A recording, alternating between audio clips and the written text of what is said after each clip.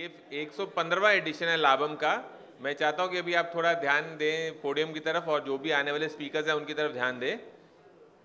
और आज का वर्किंग डे है, इसलिए मैं आपको बहुत धन्यवाद भी देना चाहूँगा कि आप अपना कीमती समय निकाल के आए हैं वर्किंग डे होने के बावजूद भी। लाभम जो हमारा एक सीरीज़ है उसको लगातार काफ़ी इंडस्ट्री का सपोर्ट रहा ही है, भले वो रिटेलर हो, होलसेलर हो, मैन्युफैक्चरर हो, और हर जन का इसमें कुछ ना कुछ कंट्रीब्यूशन और हर जन को इसके सीखने के लिए इसमें सब कुछ है।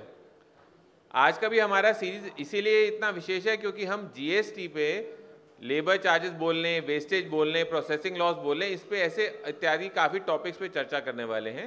और इनफैक्ट लेबर चार्जेस हॉलमार्क में किस तरह उसका रहता है उसके बारे में भी चर्चा करने वाले हैं। हमारा जो भी लाभम का इवेंट रहता है हमें ऑल थ्रू काफ़ी सपोर्ट रहता है। इस बार भी हमको इब्जा का सपोर्ट रहा है, हमें Mumbai wholesale gold jewellers association का सपोर्ट रहा है, जिनके हिसाब से हमारी लगातार कोई भी इवेंट सक्सेस ही जाता है। अभी ये इवेंट के बारे में थोड़ा और आगे जाते हुए मैं चाहूँगा कि एक बार हम हमारे जो स्पॉन्सर्स हैं जैसे MCX हैं, वर्ल्ड गोल्ड काउंसिल हैं, तो उनसे शुरुआत करते हैं। तो अभी मैं पहले MCX के मानस जी को स्टेज पे बुलाना चाहूँगा ताकि वो अपना प्रेजेंटेशन स्टार्ट करें।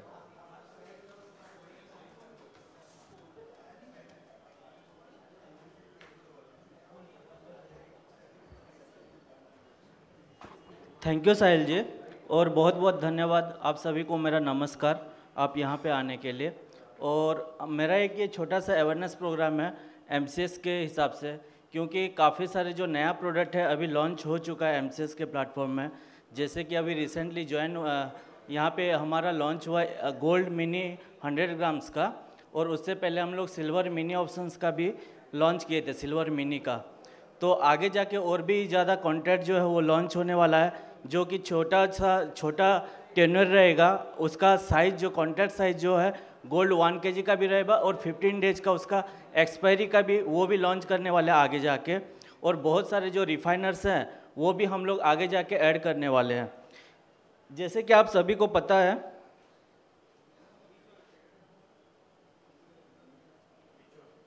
हाँ बीच का, तो आप सभी को पता है कि जैसे कि MCX का जो प्राइस है एक बेंचमार्क प्राइस के हिसाब से यूज किया जाता है मार्केट में, क्योंकि कहीं पे भी जाते हैं तो प्राइस क्या है गोल्ड या सिल्वर का, तो सभी का ये होता है कि +100 या +200 रुपीज़। तो काफ़ी सारा एक्सेप्टेबल है मार्केट में। यहाँ पे डिलीवरी भी होता है, तो जितने भी इम्पोर्टर हैं, एक्सपोर्टर हैं, ज्वेलर्स हैं, यहाँ पे यूज करते हैं। और आपको सभी को पता है कि 6 बजे के बाद जो US मार्केट जब भी ओपन होता है तो उसी टाइम पे क्या होता है कि मार्केट काफ़ी फ्लक्चुएशन होता है। तो आपको ट्रेडिंग करने के लिए इवनिंग में रात को 11:30 बजे तक भी आपको यहाँ पे टाइमिंग मिल जाता है। सुबह 9 बजे से लेकर रात को 11:30 बजे तक आपको यहाँ पे ट्रेडिंग के लिए अवेलेबल हो जाता है। फिर आपको पता है कि जितना भी गोल्ड यहाँ पे इंडिया में कंज्यूम होता है तो वो करीबन इम्पोर्ट 90% जो है वो इम्पोर्ट रहता है। तो उसका हम लोग डिपेंडेंट रहते हैं कि इंटरनेशनल मार्केट के हिसाब से। तो अगर देखेंगे तो CME का जो प्राइस का कोरिलेशन है उसका करीबन 99% जो है वो MCX के साथ कोरिलेशन है। अभी कौन कौन से डिनोमिनेशन अवेलेबल है यहाँ पे, गोल्ड 1 kg है, गोल्ड मिनी है, गोल्ड गुनिया है, गोल्ड पेटल है, और सिल्वर में सिल्वर 30 kg है, सिल्वर मिनी है और सिल्वर माइक्रो है। गोल्ड 1 kg में जो प्राइस कोड आपको दिखता है वो 10 ग्राम्स का, ट्रेडिंग यूनिट और डिलीवरी यूनिट जो है वो 1 kg का रहता है। गोल्ड मिनी का भी प्राइस कोड 10 ग्राम का रहता है, उसका ट्रेडिंग यूनिट और डिलीवरी यूनिट जो है वो 100 ग्राम्स का रहता है।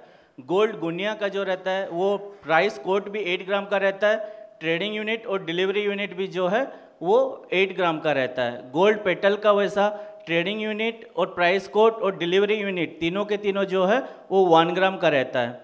वैसे सिल्वर 30 kg का जो रहता है वो प्राइस कोड जो रहता है 1 kg का, ट्रेडिंग और डिलीवरी यूनिट 30 kg का रहता है। सिल्वर मिनी में प्राइस कोड 1 kg का रहता है और डिलीवरी और ट्रेडिंग यूनिट जो रहता है वो 5 kg का रहता है।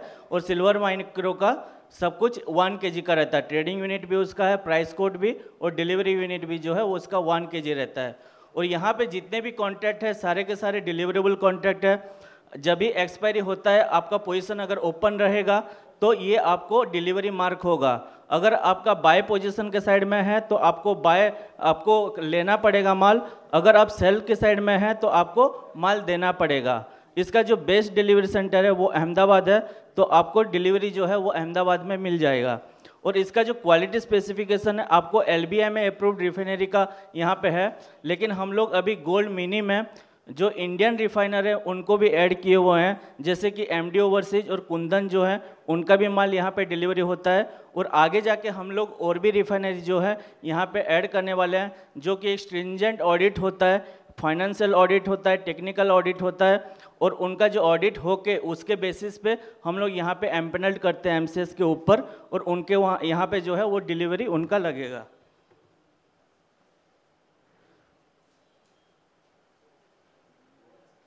अभी हेजिंग मतलब सिंपल ये है कि आप जो भी पोजीशन मार्केट में आप बनाते हैं, आप फिजिकल गोल्ड खरीदते हैं या बेचते हैं, उसका एग्जैक्टली ऑपोजिट पोजीशन अगर आप MCS पे बनाते हैं तो उसको हेजिंग बोला जाता है। ये एक सिंपल एग्जाम्पल है, क्योंकि सबका बिजनेस करने का तरीका अलग है, सबका स्ट्रेटेजी अलग है। तो ये सिर्फ मैं एक एग्जाम्पल दे के आपको समझाना चाहूँगा, क्योंकि फॉर एग्जांपल आपके दुकान में या आपके यहाँ पे आए, एक कोई कस्टमर आया आपके दुकान में, ऑर्डर दिया, क्योंकि शादी उसका है, 20 दिन के बाद शादी है, तो उन्होंने आपको ऑर्डर दे दिया और बोला कि मैं 20 दिन के बाद जो है मैं आपसे डिलीवरी ले लूँगा। बट क्या है कि आपका जो कारीगर है सिर्फ 10 दिन में ही बना के दे देता है। तो उसी टाइम पे आपको क्या करना रहेगा कि 50,000 में जिस दिन आप कस्टमर को सेल किए, फॉर एग्जांपल 50,000 आपका मार्केट का प्राइस जो है 50,000 है और 49,800 जो है वो MCS का प्राइस है। तो अगर आप उसी टाइम पे अगर मान लीजिए यहाँ पे थोड़ा सा 48,000 लिखा हुआ है, मैं अभी का जो प्राइस है 50,000 के हिसाब से मैंने ले लिया, तो फॉर एग्जांपल 48,000 रुपीज़ जो है वो प्राइस चालू है अब मार्केट में, और MCS पे जो है 47,800 चालू है। तो उसी टाइम पे क्या करना रहेगा, क्योंकि आपके पास 10 दिन टाइम है, 10 दिन के बाद आप कारीगर को खुद खरीद के फिर बाद में डिलीवरी दे के फिर बाद बनवा के ले सकते हैं, फिर बाद में आप कस्टमर को दे सकते हैं। तो उसी टाइम पे क्या करना रहेगा, जिस टाइम पे आप कस्टमर को बेचेंगे जो रेट पे, तो एग्जैक्टली सेम टाइम पे आपको MCX पे सेल करना रहेगा, ठीक है। फिर बाद में जब भी आप खुद खरीद के कारीगर को देने वाले हैं तो उसी टाइम पे क्या करना रहेगा कि आपको MCS पे सेल करना पड़ेगा। तो यहाँ पे 2 सिनेरियो हो सकता है, आइदर मार्केट ऊपर जा सकता है या मार्केट नीचे जा सकता है। तो मार्केट अगर नीचे चला जाएगा तो क्या होगा कि आपने 48,000 में कस्टमर को बेचे हुए हैं, फॉर एग्जांपल 46,000 आ गया, तो उसी टाइम पे आप खरीद रहे हैं तो आपको 400 रुपया जो है आपको फिजिकल में प्रॉफिट हो गया। और MCS पे क्या होगा कि उस पर लॉस हो जाएगा, MCS पे 400 रुपये का। अगर मार्केट ऊपर चला जाएगा वो कंडीशन में क्या होगा कि आपको फिजिकल में जो आप खरीदे हुए हैं और बेचे हुए हैं उस पर 400 रुपये का नुकसान होगा, और MCS पे जो है आपको प्रॉफिट हो जाएगा। तो नेट इम्पैक्ट जो है वो 0 हो जाएगा। यहाँ पे क्या किए हैं कि हम लोग जो 200 रुपया प्रीमियम है वो कांस्टेंट रखा हुआ है, वो प्रीमियम चेंज होता रहता है। यहाँ पे हम लोग ये एज्यूम कर रहे हैं कि प्रीमियम जो है वो 200 रुपया ही है, और 200 रुपये के हिसाब से प्रीमियम के हिसाब से ये कंडीशन आ रहा है। अभी जैसे कि मैंने बताया, मेरे जितने भी कॉन्ट्रैक्ट हम MCS पे जितना भी कॉन्ट्रैक्ट चालू रहता है वो सारे के सारे डिलीवरेबल कॉन्ट्रैक्ट है। तो आज तक जो डिलीवरी गोल्ड का सारे कॉन्ट्रैक्ट का मिला के जो है 127 मेट्रिक टन का डिलीवरी MCS के ऊपर हो चुका है, और सिल्वर का जो है करीबन 4,150 मेट्रिक टन का डिलीवरी हो चुका है। और जैसे कि हम लोग गोल्ड, पेटल, सिल्वर, मिनी और माइक्रो कॉन्ट्रैक्ट जो है, जो छोटे कॉन्ट्रैक्ट है जो कि हम लोग 1-2 साल पहले ही वो लॉन्च किए हुए थे, तो उसका भी काफ़ी अच्छा रिस्पॉन्स मिला हुआ है। अगर देखेंगे तो गोल्ड पेटल का जो है ये अपडेटेड नहीं है, बट 65,000 कॉइन्स का जो है ऑलरेडी डिलीवरी हो चुका है। और सिल्वर 1 kg सिल्वर माइक्रो जो है वो करीबन 40 टन का जो है वो डिलीवरी हो चुका है, और सिल्वर मिनी में जो है 75 मेट्रिक टन का डिलीवरी हो चुका है। अभी ऑप्शंस कॉन्ट्रैक्ट, जैसे कि फ्यूचर्स कॉन्ट्रैक्ट है, आपको जब भी आप ट्रेडिंग करने के लिए जाते हैं या जब भी ट्रेड मारने के लिए जाते हैं वहाँ पे आपको पूरा पैसा देना नहीं पड़ता, सिर्फ मार्जिन दे के आप ट्रेडिंग कर सकते हैं। तो ऑप्शंस में क्या होता है कि अगर आप बायर है तो आपको सिर्फ प्रीमियम दे के आपको यहाँ पे आप बाय पुट या बाय कॉल कर सकते हैं। ऑप्शंस में 2 तरह की चीज़ रहता है, एक कॉल ऑप्शंस और पुट ऑप्शंस। कॉल मतलब क्या होता है, अगर आपको लग रहा है कि मार्केट ऊपर जाने वाला है तो उसी टाइम पे आप बाय कॉल कर सकते हैं। मार्केट ऊपर जाएगा तो वो आपको प्रॉफिट होगा, अगर मार्केट नीचे जाएगा तो जो प्रीमियम आप पे किए हुए हैं वो आपको लॉस रहेगा। वैसे पुट में जो रहता है सेम कंडीशन, मार्केट अगर नीचे जाने का आपको सोच रहे हैं तो उसी टाइम पे पुट ऑप्शंस आप खरीद सकते हैं। पुट ऑप्शन अगर मार्केट नीचे जाता है तो जितना भी नीचे जाएगा आपको वो प्रॉफिट होगा। अगर उसके ऊपर जाता है, मार्केट के ऊपर जाता है, तो जो प्रीमियम पे हुए हैं वो लॉस होगा। जैसे कि गोल्ड 1 kg कॉन्ट्रैक्ट हमारा सबसे पहला कॉन्ट्रैक्ट था, उसका अच्छा खासा रेस्पॉन्स मिला मार्केट में, उसका टर्नओवर भी अच्छा है। तो उसके लिए जो गोल्ड 1 kg जो बाई मंथली कॉन्ट्रैक्ट था, और मार्केट से काफ़ी आया कि फीडबैक आया कि आप गोल्ड मिनी में भी जो है वो लॉन्च कीजिए, क्योंकि वो छोटे कॉन्ट्रैक्ट है, उसका अंडरलाइन भी जो है फ्यूचर्स कॉन्ट्रैक्ट है उसका अच्छा चालू है। तो हम लोग गोल्ड मिनी ऑप्शंस जो है हम लोग लॉन्च किए। अप्रैल 25 को हमारा लॉन्च हुआ, 2 कॉन्ट्रैक्ट उसी में लॉन्च हुआ, एक मई कॉन्ट्रैक्ट का लॉन्च हुआ और दूसरा जून कॉन्ट्रैक्ट जो है वो लॉन्च हुआ। जो गोल्ड मिनी कॉन्ट्रैक्ट है ये स्मॉलर डिनोमिनेशन कॉन्ट्रैक्ट है, 100 ग्राम्स का कॉन्ट्रैक्ट है। पहले आपको 1 kg का मिलता था, यहाँ पे 100 ग्राम्स का मिल रहा है आपको। और एक्सपायरी भी जो है मंथली एक्सपायरी है, वहाँ पे आपको 1 kg का जो है बाई मंथली एक्सपायरी मिलता था। तो यहाँ पे एक छोटे डिनोमिनेशन के हिसाब से जो ज्वेलर्स हैं और जो छोटे छोटे रिटेलर्स हैं उनके लिए काफ़ी अच्छा प्रोडक्ट है, ताकि आप यहाँ इसको यूज कर सकते हैं। तो वैसा हमारे पास जो छोटे कॉन्ट्रैक्ट जो ऑप्शंस कॉन्ट्रैक्ट में देखेंगे तो 2 है, गोल्ड मिनी ऑप्शंस है और सिल्वर मिनी ऑप्शंस कॉन्ट्रैक्ट जो है वो स्मॉलर डिनोमिनेशन कॉन्ट्रैक्ट है, ताकि जो है आप छोटे कॉन्ट्रैक्ट के हिसाब से आप इसको यूज कर सकते हैं। अभी जो इसका एक्सरसाइज होता है, जब भी आप कॉन्ट्रैक्ट बाय कर रहे हैं या सेल कर रहे हैं, तो अगर आप इन द मनी में रहते हैं वो डायरेक्टली फ्यूचर्स में कन्वर्ट हो जाता है। ये जितना भी कॉन्ट्रैक्ट है, ऑप्शंस कॉन्ट्रैक्ट, वो डेवलपमेंट होता है फ्यूचर्स कॉन्ट्रैक्ट में। अगर आप लॉन्ग पोजीशन में रहते हैं ऑप्शंस कॉन्ट्रैक्ट में, आपको लॉन्ग में वो फ्यूचर्स में डिवॉल्व हो जाता है। अगर सेल में है तो सेल में डेवलपमेंट हो जाता है। और ये जो फ्यूचर्स है ये जब भी एक्सपायरी होता है तो उसका जो टेंडर पर चालू होता है उसके 3 दिन पहले ऑप्शंस कॉन्ट्रैक्ट एक्सपायरी होता है, ताकि आपको 3 दिन टाइम मिलता है कि आप उसको जो है डिवॉल्व कर सके या ऑप्शंस जो है आप उसको स्क्वायर अप कर सकें। ये एक ऑप्शंस कॉन्ट्रैक्ट का एक सिंपल एक एग्जांपल है। फॉर एग्जांपल 51,000 रुपीज़ का आपके पास गोल्ड पड़ा हुआ है, और आगे जाके अभी आपको रिस्क क्या हुआ कि अगर मार्केट नीचे जाएगा तो आपको रिस्क है। तो उसी टाइम पे आप क्या कर सकते हैं कि बाय पुट ऑप्शंस जो है आप खरीद सकते हैं। तो उस पर क्या होगा, अगर मार्केट नीचे चला जाएगा तो आपको अनलिमिटेड प्रॉफिट रहेगा, अगर मार्केट ऊपर जाएगा तो जो प्रीमियम है वो लॉस होगा, बट आपके पास जो फिजिकल स्टॉक पड़ा हुआ है उसी का जो है आपको ऑलरेडी प्रॉफिट आने लगेगा। ये उसका पे ऑफ टेबल है। एक साइड में अगर देखेंगे तो एक प्राइस है, गोल्ड का जो प्राइस है वो है, दूसरा एक है और जो है वो पे ऑफ टेबल है ऑप्शंस के लिए, और जो तीसरा है वो आपके पास जो फिजिकल स्टॉक पड़ा हुआ है उसका है। तो यहाँ पे हम लोग 51,000 पे 510 प्रीमियम देके हम लोग पुट ऑप्शंस खरीदे हुए हैं। तो मार्केट जितना नीचे जाता है आपका प्रॉफिट ऑप्शंस कॉन्ट्रैक्ट में बढ़ते जाता है, और अगर मार्केट ऊपर जाएगा तो आपका लॉस जो है वो सिर्फ 510 रुपया प्रीमियम जो आप पे किए हुए हैं वही लॉस रहेगा।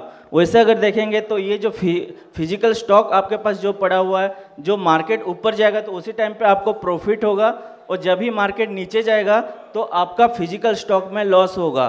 तो अगर दोनों को नेट कर देंगे तो अगर मार्केट नीचे जाता है तो आपका जो लॉस है सिर्फ 510 रुपया जो आप प्रीमियम पे किए हुए हैं वही लॉस रहेगा, और मार्केट अगर ऊपर जाता है तो आपका प्रॉफिट जो है अनलिमिटेड रहेगा। जितना ऊपर जाएगा आपका वो प्रीमियम कट करके वो प्रॉफिट आते जाएगा।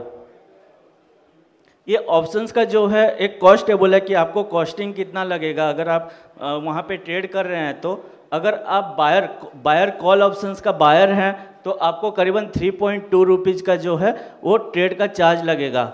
अगर आप सेलर हैं तो आपको 5.7 रुपीज़ का चार्ज लगेगा। अगर आप पुट का बायर हैं तो आपको 3.2 का लगेगा, अगर सेलर हैं तो 5.7 का यहाँ पे आपको ट्रेड लगेगा। ये किस केस में, अगर आप बाय कॉल किए हुए हैं और स्क्वायर अप कर रहे हैं, अगर आप डेवलपमेंट नहीं करने के लिए चाह रहे हैं, अगर आप एक्सरसाइज नहीं कर रहे हैं तो ये चार्ज लगेगा। अगर आप एक्सरसाइज करते हैं तो करीबन बाय कॉल अगर ऑप्शंस बाय किए हुए हैं तो 56.3 रुपीज़ का आपको चार्ज लगेगा। अगर आप कॉल ऑप्शंस जो है सेल किए हैं तो 58.2 रुपीज़ का आपको चार्ज लगेगा। अगर पुट ऑप्शंस का बायर है तो 56.3 और सेल किए हुए हैं तो 58.2 का आपको टोटल इसका कॉस्टिंग आएगा। ये जैसे कि एक टैक्स इनकम के एक्ट पे, फाइनेंशियल एक्ट पे, अगर आप कोई भी ट्रेड कर रहे हैं एमसीएस के ऊपर, अगर आप उसको आपके कंपनी के नाम पे खोलते हैं तो आपको यहाँ पे इनकम टैक्स का बेनिफिट मिलता है।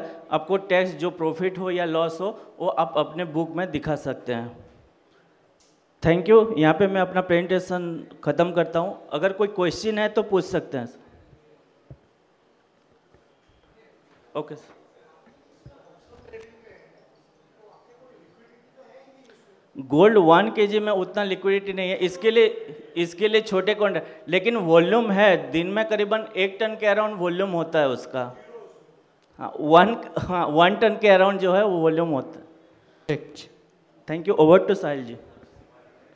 एक्चुअली माना जी, सबसे बड़ा क्वेश्चन है एमसीएक्स में पैसा कमाया कैसे जाए, वो अभी तक सॉल्व नहीं हुआ। सब लोग कब से ये लाभों में ट्राई करें कि इसका कुछ बने रास्ता, वो अभी तक बन नहीं पाया है। हाँ, आय कमाई के लिए। अभी क्या था, जब हमने स्टार्ट किया ना, जब मैंने बोला कि हम जवेरी बाजार के विमल हॉल में करेंगे, तो मुझे 1-2 जन ने बोला कि आज तक हमने विमल हॉल कभी भरा हुआ देखा नहीं है, गोल्ड वाले इतने है नहीं, उनका आएगा ऑडिटर समझेगा कुछ करेगा क्या है क्या नहीं। But I was surprise. मैंने खुद पर्सनली 25 से 30 कॉल किए और सबकी समस्या, मतलब लेबर से रिलेटेड, जीएसटी से रिलेटेड, वेस्टेज से रिलेटेड, एकदम सेम थी। और सबका बड़ा वार्म ये था कि हम आएंगे, पूरा सेशन अटेंड करेंगे।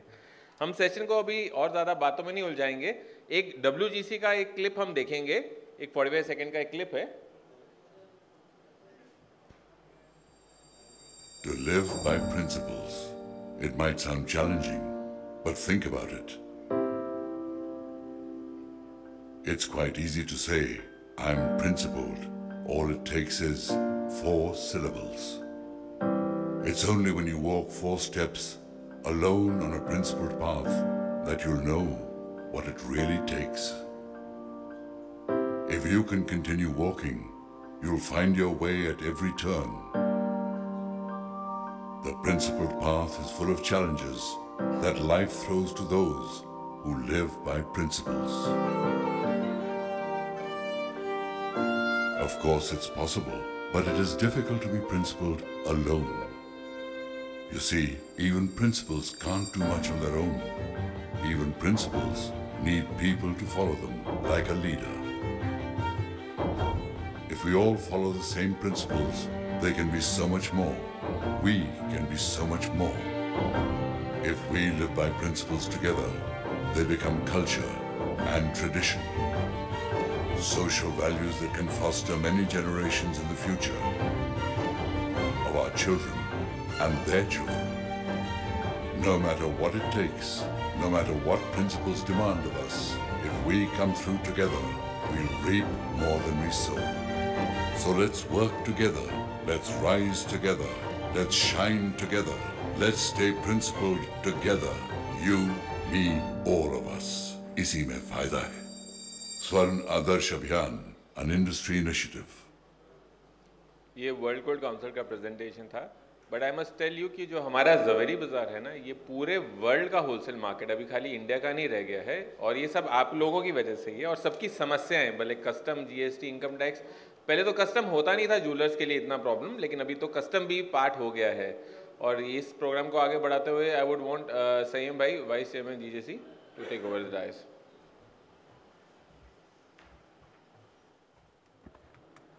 थैंक यू साहिल भाई, इतना अच्छा प्रेजेंटेशन दिया अभी तक। सुबह से मुझे फ़ोन आ रहे थे, अभी आपने बताया कस्टम का, तो प्रकाश भाई, तो मैं बोला, मुझे फ़ोन सुबह से आए, बोले कि कल संयम भाई आपके यहाँ पे कस्टम क्यों आई थी। तो मैंने बोला जवाब तो मैं जीजेसी का ये जो हमारा लाभ है उसी टाइम पर दूंगा 5 बजे। इतने सारे फ़ोन एक दिन में नहीं लूँगा, 5 बजे सबको जवाब मिलेगा। सुबह सुबह कल 11 बजे मेरे पास कस्टम की टीम आई। कस्टम की टीम है, उसने बोला कस्टम की टीम आई, मैंने देखा, मुझे लगा कस्टम की टीम है, इमीडिएटली मैंने अपने व्हाट्सएप का बटन दबाया, डिलीट कर दिए सारे उसके सामने ही। फिर उसने बोला यार तुमने क्यों किए। मैं बोला अभी हमको क्या पता कि आप इतना प्यार से बात कर रहे, सब कर रहे। फिर और अंदर घुसे। मैंने बोला देखो 2-3 तरीके की बीमारियाँ होती है। कॉर्पोरेट बीमारी होती है, हार्ट अटैक, चेक करते करते साइन करते आदमी से लड़ जाता है। बोले कॉर्पोरेट तरीके से गया, कैंसर गया, कैंसर ठीक है, लंगड़ा हो गया। वैसे ही मैंने उसको बोला, डिपार्टमेंट जब ये अंदर आया मेरे सोफे पे, हम साथ में बैठे शुरुआत में, पहले तो वो समझता है। मैंने बोला देखो इनकम टैक्स जीएसटी आता तो मैं एकदम प्राउड से बोलता कि भाई इनकम टैक्स जीएसटी आया है, लेकिन कस्टम डिपार्टमेंट तो एड्स की तरह है। अब किसी को एड्स हो जाए तो कैसे आदमी बोलता है क्या कैसी बीमारी है। वैसे तुम आ गए ना तो पूरा जवेरी बाजार को लग रहा है कि यार तुम कैसे आ गए मेरे पास, क्यों आ गए, तो पहले बताओ आए क्यों। बोला वो हम बताएंगे बाद में, चेतन भाई बोले वो हम बताएंगे बाद में। तो मैंने बोला ठीक है बाद में बता देना। अभी मेरे हिसाब से मैं अच्छे लोगों को सबको जानता हूँ। जीजेसी का वाइस चेयरमैन है, बार बार मिनिस्ट्री में जाता हूँ। सीबीआईसी का चेयरमैन है जो कस्टम का, उसको भी अच्छी तरह पहचानते हैं अपन। लेकिन कुछ नहीं, हम लोग अपने स्टाफ को अच्छी सैलरी देते हैं। आप एक काम करो, मैं अंदर बैठता हूँ, आप पूरा चेकिंग करो आराम से। तो उसने बोला यार हमने तो पहली बार ऐसा देखा तुम्हारा स्टाइल, सब लोग की डर जाते, हवाई उड़ जाती। तो मैंने बोला देखो ज़्यादा से ज़्यादा क्या कर लोगे, जो टैक्स है अगर शाम तक आपने कोई ढूंढ लिया उतना टैक्स मैं भर दूंगा अगले दिन सुबह सुबह।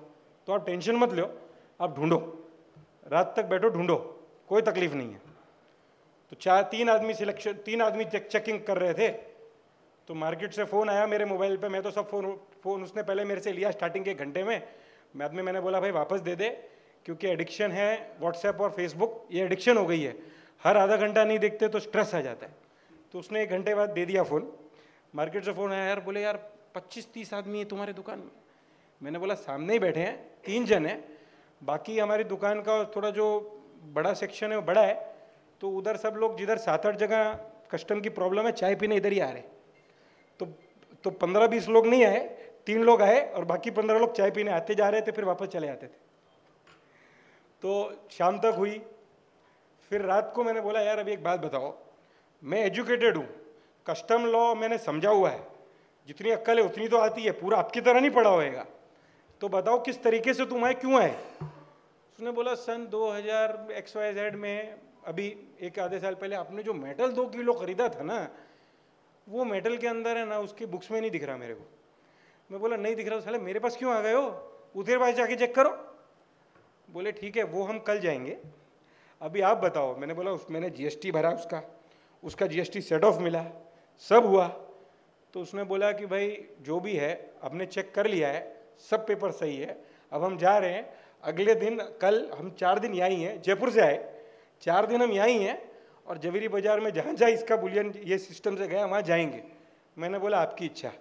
मैंने बोला कल हमारा लाभम का सेमिनार है, आप मार्केट में होंगे तो हमारे व्यापारियों को जरूर बताने के लिए आइएगा कि क्यों आना है, क्या करना है। भाविन भाई देखो आप भी बताते हो, हम तो डायरेक्ट हॉर्सेस माउथ से भी सुनना चाहते थे। तो अभी उसका मैंने फ़ोन मारा, तो मैंने उसको बोला, फ़ोन मार के मैंने बोला किधर हो, अभी प्रकाश भाई बैठे थे यहाँ, प्रकाश भाई के सामने बोला प्रकाश भाई किधर हो भाई कस्टमर वाले को। बोला जहाँ पर आपका कल जो कैडबरी जो बाकी थी ना जवेरी बाजार से मैंने खरीदी थी, तो मैंने बाहर से नहीं ली। बोले वहाँ हम जाके रेड मार चुके हैं, अगर आप बोलते हैं तो हमारे 4 आदमी वहाँ पर देख रहे हैं, मैं भाषण देने फिर भी आ सकता हूँ, सामने ही है। तो मैंने उसको बोला नहीं कोई ज़रूरत नहीं है, आप बराबर तरीके से काम करिए अपना, और सही तरीके से। ये डिपार्टमेंट में उनके पास अथॉरिटीज़ है। मैंने उसको उस टाइम पर भी बोला, आप वो भी बहुत स्ट्रेस डाल देते, व्यापारी डर जाता, बोले सीज कर लेंगे, ये कर लेंगे, वो कर लेंगे। मैं बोला सीज कर लेंगे सब, स्टॉक इन ट्रेड को सीज करना 99% इनकम टैक्स जीएसटी लॉ में तो हमने पढ़ा, अलाउड नहीं है। आपके अंदर लॉ जो होगा वो हमें नहीं पता, लेकिन अगर आपको कुछ गलत लगे तो आपके पास फुल अथॉरिटी है, मैं रोकने वाला कौन होता हूँ। उसने कुछ नहीं हुआ, शाम को जो पंचनामा बनाया, जो सिस्टम बनाया, चले गए। तो मुझे लगता है कि जो अभी काफ़ी हमारे भाइयों के फ़ोन्स आ रहे थे उनका जवाब चेतन भाई मैं दे चुका हूँगा। तो जो बड़े सवाल थे वो आगे लेते हुए अब मैं जीजेसी के काफ़ी चीज़ें चल रही हैं, वो तो है ही, मगर हमारा जीजेस का शो आ रहा है 14 से 17 जुलाई। काफ़ी लोग सोच रहे होंगे यार बार बार जीजेसी शो करता जा रहा है, अभी किया, 3 महीने बाद फिर किया, फिर उसके बाद कब करेगा। जब पूरे इंडिया से हमने एक भी रोड शो नहीं किया है एग्जिबिटर्स के लिए। हमारे जितने पुराने एग्जिबिटर्स थे उनमें से हमारे पास कल तक 250 एग्जिबिटर्स का कंफर्मेशन आ चुका है स्टॉल्स का, और आज दोपहर तक 70 और स्टॉल्स यानी 320 और स्टॉल्स का हमारे पास कंफर्मेशन है अभी तक एग्जीबिशन में। और बहुत बार ये भी हमारे जवेरी बाज़ार में लास्ट टाइम जब हमारा सोच बनी थी कि जब ये एग्जीबिशन लगा रहे हैं तो भाई नीरज ने मुझे बोला यार संयम तुम्हारा स्टॉल आगे, बीच में इसका, बाजू में शाइन शिल्पी, पीछे मास्टर चेन, ऐसा क्यों? तो मैंने बोला भाई जो पहले लेगा स्टॉल, जो पहले डालेगा, जो खुद का बराबर तरीके से बोलते हैं ना स्ट्रॉन्ग तरीके से आगे बढ़ेगा, उसी को अच्छा स्टॉल अच्छी लोकेशन पे मिलेगा। जो एंड में वेट करेगा कि भाई सब भर गए उसके बाद हम आएंगे, तो वो तो फिर आपको जो पीछे जो स्टॉल आते हैं उधर ही जगह पे मिलेंगे। तो इसके अंदर ये नहीं है कि कौन आया कौन पहले आया। सब बोलते हैं कि भाई हम जाएंगे यूनिक के बाजू में, कोई बोलते हैं श्रृंगार के बाजू में स्टॉल लगाएंगे, कोई बोलता है संजय भाई हमारे नंबर 1 एंटीक वाले के यहाँ जाएंगे बाजू में लगाएंगे। लेकिन जब तक आप अपना खुद का मुकाम बनाने के लिए बराबर तरीके से जगह नहीं सिलेक्ट करेंगे और पहले उसका उत्साह नहीं बनाएंगे, पहले नहीं करेंगे, तब तक बराबर लोकेशन बराबर चीज़ें सुकेन भाई नहीं मिलेगी। तो ये सब ये एक सोच थी। आज मैं आपको एक और चीज़ बताना चाह रहा हूँ। जैसे लास्ट टाइम मैंने ताज प्रेसिडेंट में वादा किया था, हम 500 इंटरनेशनल एग्जीबिटर्स लाएंगे, इंटरनेशनल विजिटर्स लाएंगे। आज संजय भाई अग्रवाल 3 ज्वेलर्स को लेके यूएस में हैं, 50 रिटेलर्स को ऑलरेडी मिलके इनविटेशन दे चुके हैं, जिनमें से 20 रिटेलर्स ने कंफर्म किया यूएस के, 25 रिटेलर्स ने कंफर्म किया यूएस के। राजेश भाई रोकड़े, नितिन भाई ये महीने में एक जगह जाएंगे। फ्रैंकली हम 3 से 4 कंट्री के अलावा और नहीं पूरी कर पाएंगे, इतनी पावर हमारे अंदर भी लॉजिकल है। लेकिन 800 रिटेलर्स इंटरनेशनल का डाटा होने के बाद उनको हम अगर फ्लाइट की टिकट और स्टे दोनों चीज़ इंटरनेशनल बायर्स को ओनली देने का हमारा प्रयास है। नीलेश भाई और हमारी टीम ने 3,500 रूम्स इंटरनेशनल डोमेस्टिक बायर्स के लिए बुक कर दिए हैं। जितने इंडिया के बायर्स हैं जो अच्छी बाइंग करते हैं उनको हम रूम्स अलॉट करने वाले हैं। और जो वहाँ के टॉप 5 स्टार होटल्स हैं, मैं ये तो नहीं बोल सकता कि सब आके बाइंग करेंगे, लेकिन मुंबई में आपको 80% ऑफ बाइंग पावर जो इंडिया की है वो दिखेगी। और बाइंग पावर ही नहीं, बाइंग पावर के साथ जो इंटेंट है, आज हमारे पास हमारा जवेरी बाज़ार के अलावा डायमंड और कुटियोर से ज़्यादा स्टॉल्स आए हैं। जवेरी बाज़ार वेट एंड वॉच गेम खेलता है, लास्ट के कुछ दिनों में सारे स्टॉल्स भरते हैं। तो डायमंड्स और कुटियोर के ज़्यादा स्टॉल्स इसलिए आए हैं क्योंकि 2.5 महीने का टाइम होता है दिवाली तक। तो दिवाली तक जो 2.5 महीने का टाइम है वो उनके लिए आइडियल है, तो इसीलिए वो टाइम के ऊपर बेस्ट टाइम है सबके लिए। इस बार हमने शो में जीजेएस में 32,000 लोगों ने खाना खाया। मतलब जितने भी स्टाफ थे, ओनर थे, कस्टमर्स थे, सब ने खाना खाया। हमने किसी को ये नहीं पूछा कि आपके पास बैज है, कार्ड दिखाओ, वो करो, कुछ नहीं। आए हो एग्जीबिशन में, हमारे मेहमानों खाना खा के जाना है। जो हमारा अभी विजिटर्स मंडे को खुल जाएगा विजिटर्स एंट्री फॉर्म। हमारा टारगेट है इस टाइम भी 15,000 लोगों को हमने बुलाना है। 1 मई से हमारा पूरे रोड शोज डोमेस्टिक चालू हो जाएंगे। 30 रोड शोज नितिन भाई, राजेश भाई, नीलेश भाई, मदन भाई सब ने प्लानिंग की है। कल नीलेश भाई रायपुर जा रहे हैं अपना रोड शो के लिए। जीजेसी के अंदर ऐसा जज्बा हमेशा रहा है कि हर मेंबर उसका, हमारे पास टीम, मैंने जैसे लास्ट टाइम बताया कि हमारे पास टीम 40-50 लोगों की ही है, 100-150 की नहीं है।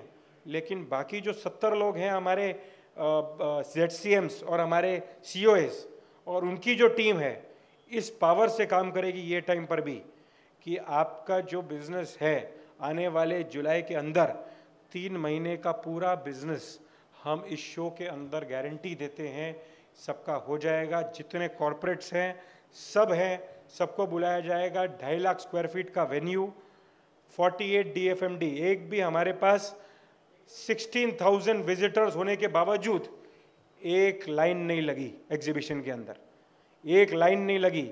नीचे पार्किंग 3, पार्किंग 2, पार्किंग 1 से लेके गाड़ी के अंदर उतरते ही ग्राहक सीधा अंदर। तो जो पावर से हमने उस टाइम पर काम किया, और पहले तो हम नए थे, अभी एक्सपीरियंस है, हमारी टीम को एक्सपीरियंस है, और जो एक्सपीरियंस आगे दिखेगा 2.5 लाख स्क्वायर फीट के अंदर, फर्स्ट हमारा और फर्स्ट जियो का उस टाइम था, लेकिन अभी उसके भी काफ़ी हो गए, हमारे भी इस बार सेकंड शो होने जा रहा है।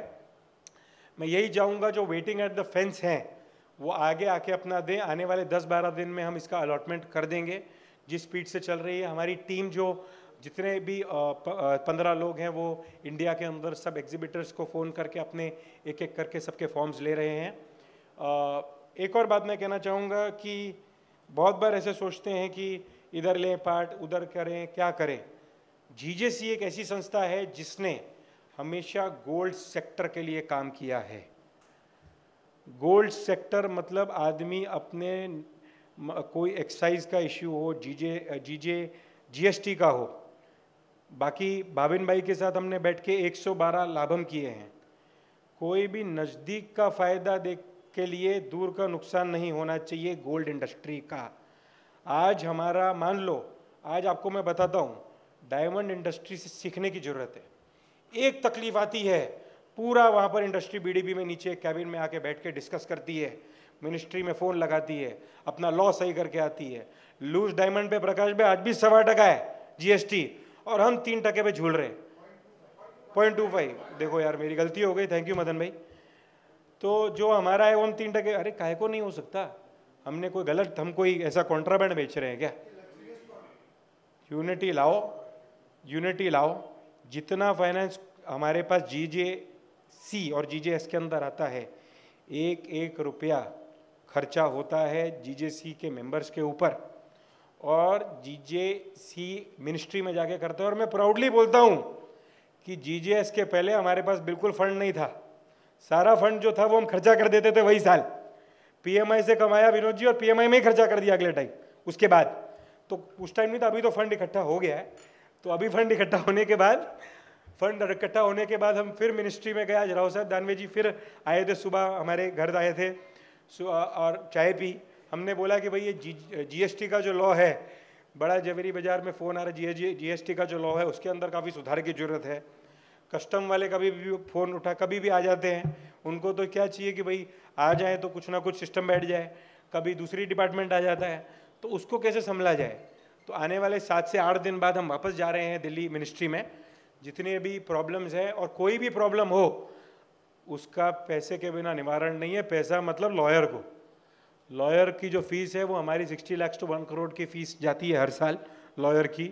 हम कोई रिकरिंग चार्ज जीजेसी अपने मेंबर से नहीं लेता है, एक भी मेंबर से हर साल चार्ज नहीं लेता है।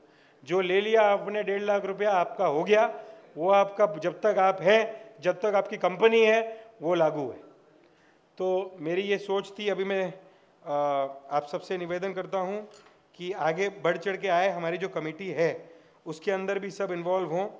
एक और फ़ायदा मैं बताना चाहूँगा, जनरली मेरे को, मैं जब से आया हूँ थोड़ा सा साहिल भाई कॉन्ट्रोवर्शियल बातें कर रहा हूँ, तो थोड़ी सी और, जैसा प्रकाश भाई आप जानते हैं कंपटीशन से तो फ़ायदा होता ही है।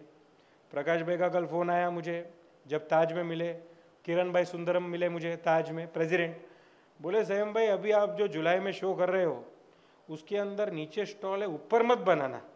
मैंने बोला सर सारे हम नीचे ही बनाएंगे, ऊपर एक भी नहीं बनाएंगे, और आगे आपको ऊपर नहीं बनाने पड़ेंगे किधर भी। तो देख लो आप, अभी आपको स्टॉल में कहीं नहीं बनाना पड़ रहा, सब जगह आपको एक ही ग्राउंड फ्लोर विद डिस्काउंट। तो वैसा ही, मगर जीजेसी के साथ पूरा जवेरी बाजार है। जवेरी बाजार जीजेसी का जो रेट है 2,11,000। हमने अपने पूरे मेंबर्स में पूरा, हमारे को कॉन्फिडेंस है संजय भाई, जीजेसी डिस्काउंट नहीं देगी यार, खाना पूरा खिलाएगी, मेंबर्स पूरे लाएगी, विजिटर्स को पूरे रूम देगी। लास्ट टाइम 2,000 दिया था, इस बार 5,000 देगी, 3,500 मैंने बोला, नीलेश भाई को बोलूँगा 1,500 और ऐड करेंगे। जितना कमाया पूरा खर्चा कर देगी, लेकिन व्यापार सबका करने की गारंटी। जितने लोग हैं, और विनोद जी ने बोला कि कम से कम 30 रोड शो आप अगर कर रहे हो पूरे इंडिया में, तो 30 रोड शो तो मैं पूरे महाराष्ट्र मुंबई में करवा दूंगा। तो उनके लिए तालियां पहले हो, विनोद जी, प्रकाश भाई, 30 उनके तो 30 आपके भी है। तो ये बोल के मैं अपने बातों को अभी विराम देता हूं और सबको धन्यवाद देता हूं यहाँ आए। आपके और भाविन भाई के बीच में ज़्यादा टाइम मैं नहीं लेना चाहता। जीएसटी के जितने भी सवाल हों सबके माइंड में, सब एक एक करके बताएं। और मैं कहता हूं हम भाविन भाई को मंथली रिटेनर के ऊपर हैं जीजेसी के। अगर जीएसटी का, भाविन भाई मैं गलत तो नहीं बोल रहा हूँ, अगर किसी को भी जीएसटी का, अगर कोई आपको इनकम टैक्स का, ITC 04 का कोई सवाल हो, आप भाविन भाई को फ़ोन मार सकते हैं, नीलेश भाई को मार सकते हैं, मदन भाई को मार सकते हैं और मार के उनसे एडवाइस ले सकते हैं। जीजेसी का ऑफिस अपेरा हाउस में है, उधर 8 से 10 लोगों की जगह है बैठने का, राउंड टेबल। आप 8 से 10 लोग जाइए, भाविन भाई को बुलाइए, उनकी सेवाओं का, उनकी बातों का पूरा फ़ायदा लीजिए। भाविन भाई अगर उसका कोई एक्स्ट्रा चार्ज होगा जीजेसी देगी, हाँ ऐसा मत बोलिए। तो चेतन भाई आपको कोई सवाल है? माइक पे आके। हाँ।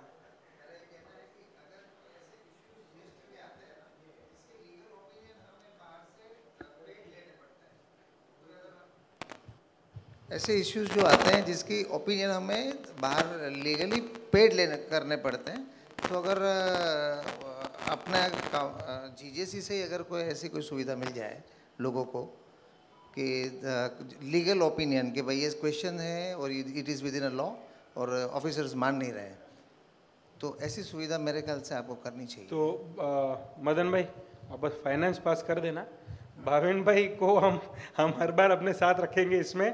और लॉ के लिए हमारे साथ क्वेश्चंस अगर अभी आपके हैं, जैसे ही अभी भाविन भाई स्टेज पे आते हैं, भाविन भाई थोड़ा जल्दी मत कीजिएगा, आप आराम से बोलिएगा और जब क्वेश्चन लेते हैं सबका जवाब अंत तक दीजिएगा बस। तो बस जितने भी ये सबके सवाल हों। सुकेन भाई आपका कोई सवाल है? माइक दे दे यार। नितिन भाई दे दे यार। सुकेन भाई ज़्यादा डिफिकल्ट क्वेश्चन मत पूछना यार।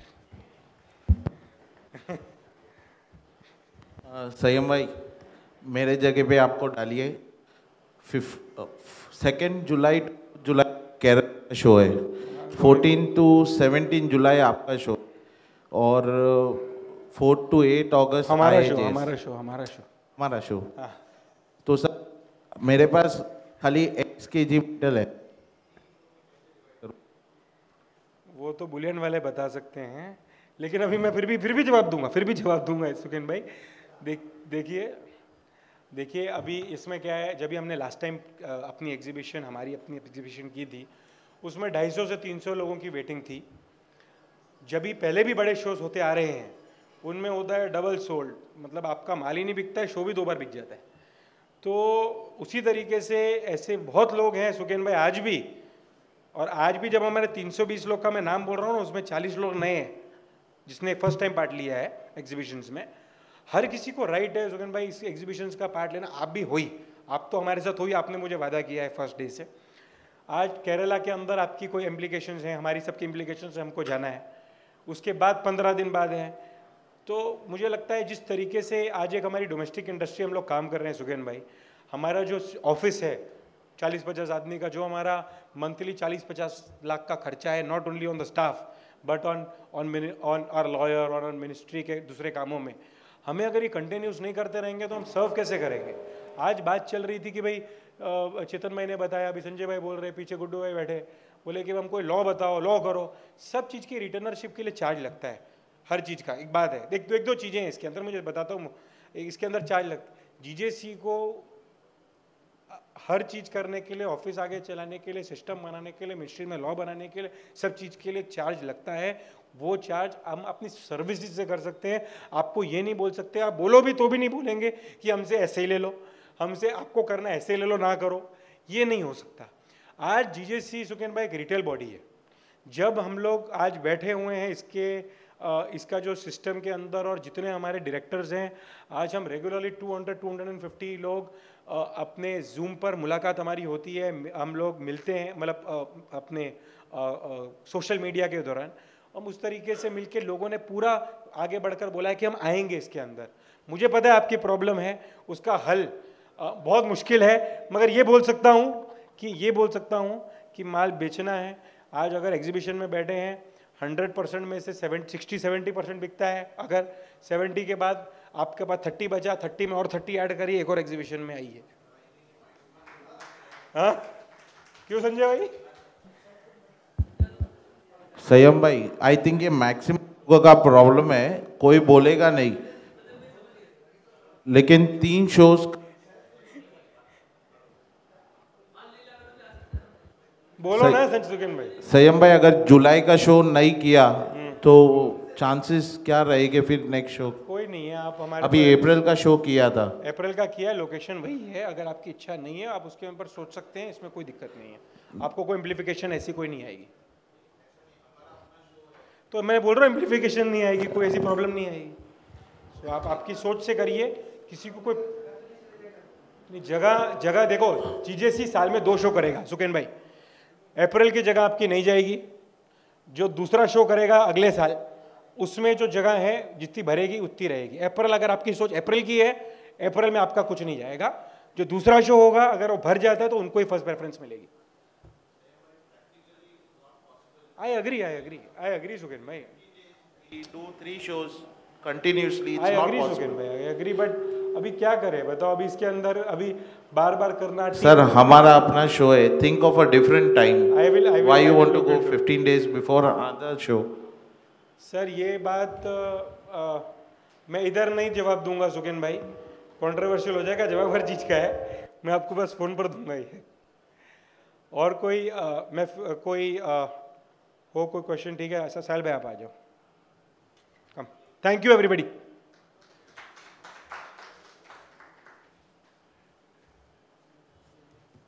थैंक यू सेम भाई, इतनी सारी कंट्रोवर्सी सॉल्व करने के लिए।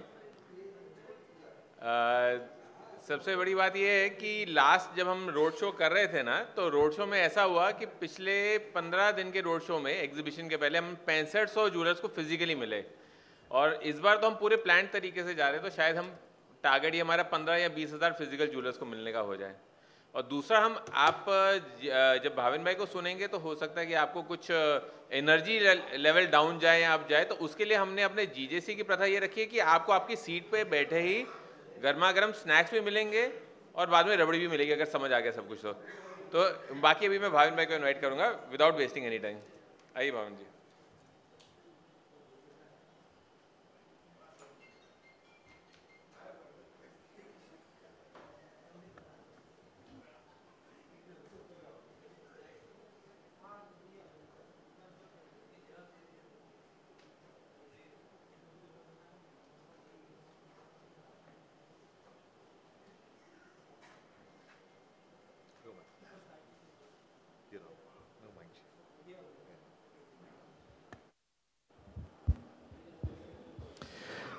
Good evening everyone. थोड़ा ये लो कर दें। Yeah friends, this is what it is. Zaveri Bazaar में मैं इन लास्ट 1 मंथ बहुत घूम चुका हूँ। Plus while coming my team has noted that most of the people are saying कि हॉल मार्किंग में तो कोई प्रॉब्लम नहीं है and it is a very simple and हमारा कंप्लायंस सब बराबर है। But my observation is majority of the jewellers are still not complying with hallmarking. बहुत सारे लोग हैं जिसको बेसिक चीज़ पता नहीं है, वो लोग सिर्फ 35 रुपीज़ या 45 रुपीज़ अपने इनवॉइस में चार्ज कर रहे हैं, बाकी नहीं कर रहे हैं। Friends, we have an annual package of 15,000 rupees whereby हम आपको कंप्लायंस करवा के देते हैं। Plus at the same time we do the store audit. जैसे कि अभी इतने सारे चेन स्टोर से हम लोगों ने सबके स्टोर ऑडिट किए हैं। We have done the store report right from Tanishq, Kalyan या जितने भी बड़े बड़े ज्वेलर्स है, सबका हम कर चुके हैं। If anybody is interested you may please contact us, very much required.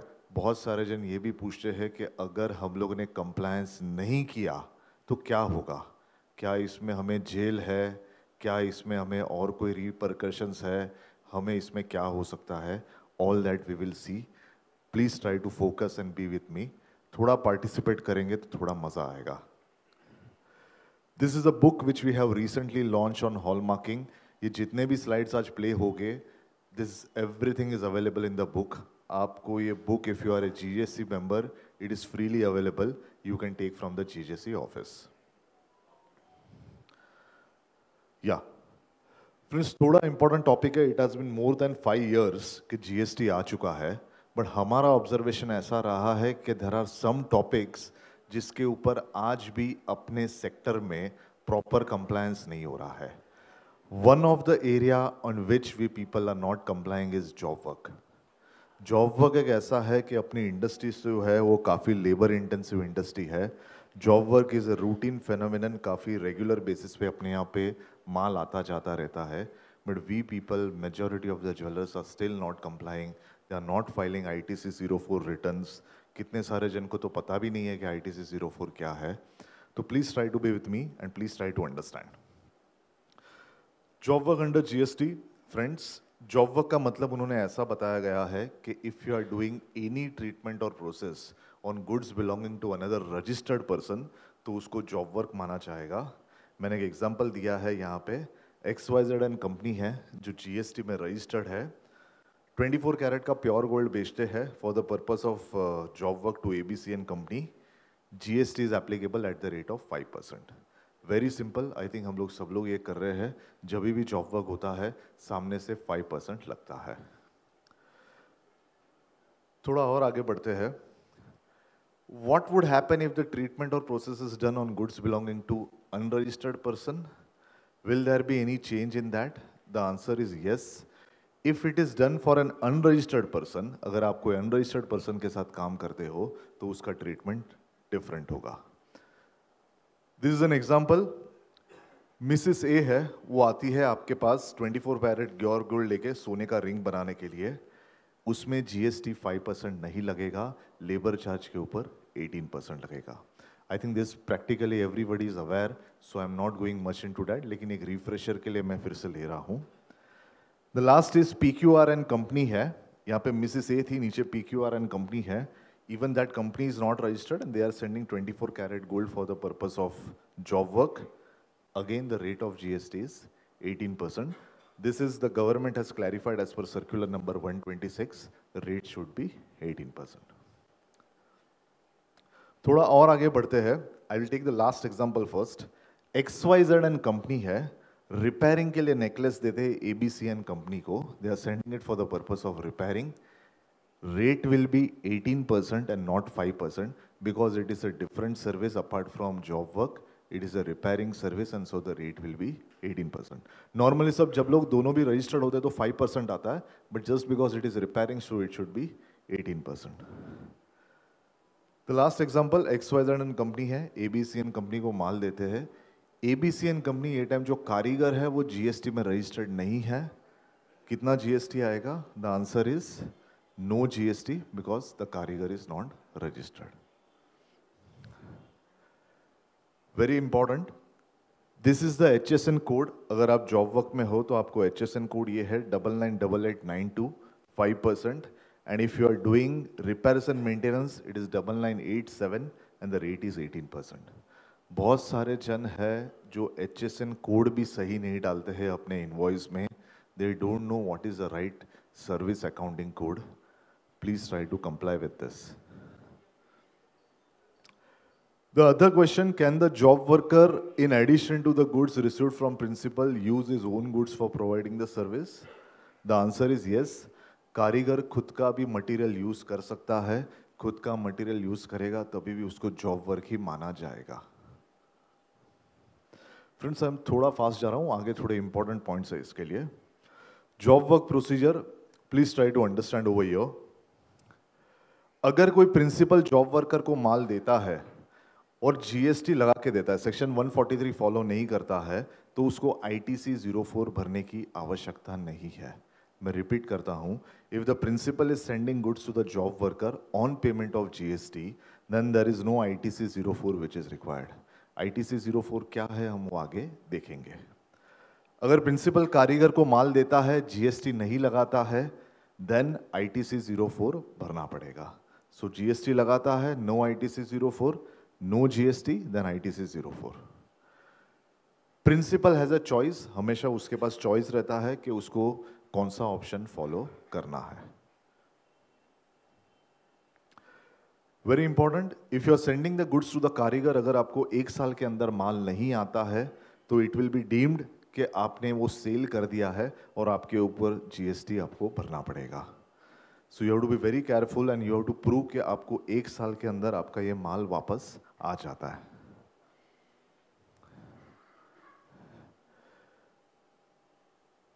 Delivery challan, friends, majority of the people I have seen in the industry, delivery challan नहीं बनाते हैं. I have seen कि people जो लोग ऐसा करते हैं कि delivery challan के बदले कोई डुप्लीकेट बुक होता है, 0 नंबर का डुप्लीकेट बुक बनाते हैं, या तो जो चलान बनाते हैं it is not as per the rules and regulations.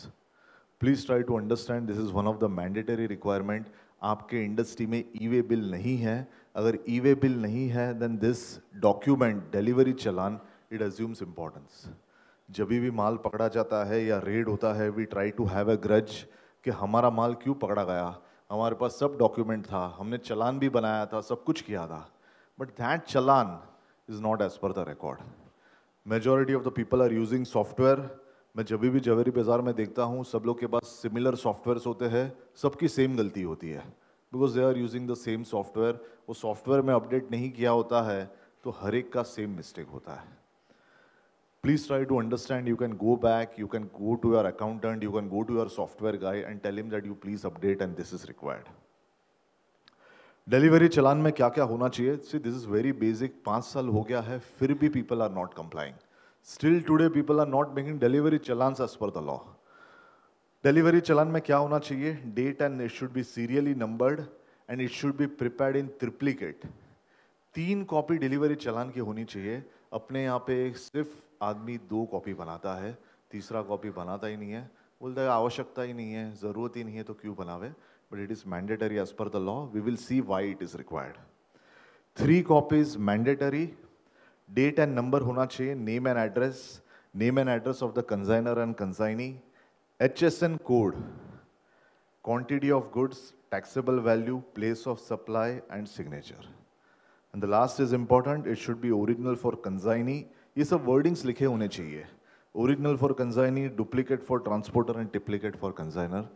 All this things should be present on your delivery challan. Very important document. Majority of the jewelers are skipping this. Please try to understand और ये follow कीजिए. Go back and just check out कि हम लोग ये follow कर रहे हैं या नहीं कर रहे. This is one of the specimen form. अगर आपको इसका कोई format चाहिए, you can go to our website. It is freely available और ये आप download कर सकते हो. Movement of goods for job work, very important. What about the movement of goods from principal to कारीगर? अगर आपके यहाँ से कारीगर को माल जाता है तो आपको मूवमेंट कैसे करनी चाहिए, क्या डॉक्यूमेंट बनाना चाहिए? Principal shall prepare the challan as per rule 55 in triplicate. 3 copy में बनाना है, very important. Let us take an example. एक प्रिंसिपल है, He's sending the goods for processing to job worker. कारीगर को माल देता है जॉब वर्कर को. 2 copies of delivery challan as per rule 55 माल के साथ जाना चाहिए. BVC से, सीक्वेल से या आंगड़िया से जब आप माल बेचते हो तो this is the actual system which you have to follow. Principal जब माल बेचता है तो 2 कॉपी ऑफ डिलीवरी चलान माल के साथ जाना कंपलसरी है. आफ्टर दैट कारीगर के पास माल पहुंच जाता है, कारीगर उसका जॉब वर्क कर देता है. 1 copy of the delivery challan should come back. 3 copy बनती है, 3 में से 2 कॉपी माल के साथ भेजना है. जब काम खत्म हो जाता है तब 1 कॉपी वापस आना चाहिए. All this is required. अपने यहाँ तो कारीगर चलान बनाता ही नहीं है, साइन करता ही नहीं है. वो बोलता है सर आपको जहाँ चाहे साइन कर दो, मैं कुछ नहीं करेगा, मैं कहीं पे कुछ नहीं देखेगा. But all this is very important. Whenever you have an investigation, inquiry या रेड होगा, ये सब चीज़ वो लोग पकड़ेंगे. And one more thing why it is important is the last is form ITC 04 will serve as an intimation under section 143. ये जो भी हम लोग देख रहे हैं कि माल गया उसमें 2 कॉपी, माल वापस आया, ये सबका आपको एक रिटर्न भरना है जिसमें ये डेट के साथ आपको लिखा रहेगा कि कौन से डेट आपने चालान इशू किया और वो वापस कब आ रहा है। सो this is a very simple plain vanilla example. एक कारीगर को माल जाता है, थोड़ा और कॉम्प्लिकेटेड आगे देखते हैं कि क्या हो सकता है। What about the movement of goods from one कारीगर to another कारीगर? ऐसा हो सकता है कि आपने एक कारीगर को माल दिया, वहां से माल दूसरे कारीगर को जाता है या तीसरे कारीगर को जाता है, और वो करने के बाद आपको ज्वेलरी बन के वापस आती है। ऐसा होता है, नहीं होता है? Very common. Yeah let us take an example. Principal है, गुड्स में move under the cover of delivery challan. यार 3 ऑप्शंस है, I am giving you option 1, 2 and 3। पहले सिचुएशन में ऐसा होता है, the goods are moving under the cover of challan issued by the principal. मतलब प्रिंसिपल खुद दूसरे प्रोसेस के लिए जब भी ये माल जाता है, प्रिंसिपल खुद चलान बनाता है। ऑप्शन नंबर 2 में ऐसा होता है कि कारीगर नंबर 1 चलान बना के कारीगर नंबर 2 को भेजता है। एंड द लास्ट ऑप्शन में ऐसा होता है कि एंडोर्समेंट होता है। Endorsement is a very good option which is available. Majority of the people are not aware only कि एंडोर्समेंट क्या होता है। सर हम तो चलान ही नहीं बनाते, आप एंडोर्समेंट कहाँ बात कर रहे हो? चलान तो बनाना पहले सीखे, फिर ये आगे की बात करें। But please understand this is everything. बहुत सारे जन को ऑडिट्स भी चालू हो गया है। ऑडिट में they are asking this, the department is asking that whether you have prepared this और not, and they are checking it. We take an example, the goods are moving from one job worker to another. Principal A is sending for to job worker 1 for process 1। First process के लिए माल issue कर रहा है, delivery चलान बनाएगा। 2 copies of delivery challan is mandatory, तो पहले 2 copy issue होगा। Job worker 1 से जॉब वर्कर 2 को माल जाता है। पहले ऐसा था कि जॉब वर्कर 1 से ही वापस आ रहा है, बट ये टाइम J1 से J2 को माल जा रहा है। जॉब वर्कर 2 को जब माल इशू होगा, तब ऐसा होगा कि प्रिंसिपल को यहां से माल फिर से वापस आएगा। 1 copy of the delivery challan will go back and the principal will issue फिर से 2 कॉपी नवा चलान देगा जब कारीगर दूसरे को जाएगा। पहले मैंने 2 कॉपी J1 को दिया, J1 ने जब J2 को माल दिया, 1 कॉपी डिलीवरी चलान की वापस आनी चाहिए, और प्रिंसिपल ए को फिर से नया 2 कॉपी बना के J2 को देना है। सर ये इतना सारा लाइन इधर से उधर जा रहा है, हमको समझ में नहीं आ रहा है। बाउंसर जाएगा, बट ये सब सिस्टम बहुत ज़रूरी है। सर हम चलान ही नहीं बनाते, अब 2 कॉपी 3 कॉपी वापस आना, ये करना। But all this is very much important, and if you don't do it, इसके बीच में अगर आपका माल कहीं रास्ते में पकड़ा जाता है, straight away penalty, there is no rescue. Last is जब जॉब वर्कर 2 बोलता है कि मेरा काम खत्म हो गया है, तो 1 copy of the delivery challan should come back. Logic is very simple, please don't go by the lines. फंडा एक ही है कि जब आप कारीगर को माल इशू करते हो, 2 कॉपी चलान का बनाना है। काम जब खत्म हो जाता है, 1 कॉपी चलान का वापस आना चाहिए। This is the only thing which you have to keep in the mind. You can do this with multiple कारीगर्स, procedure will be the same. समझ में आ रहा है? हाँ,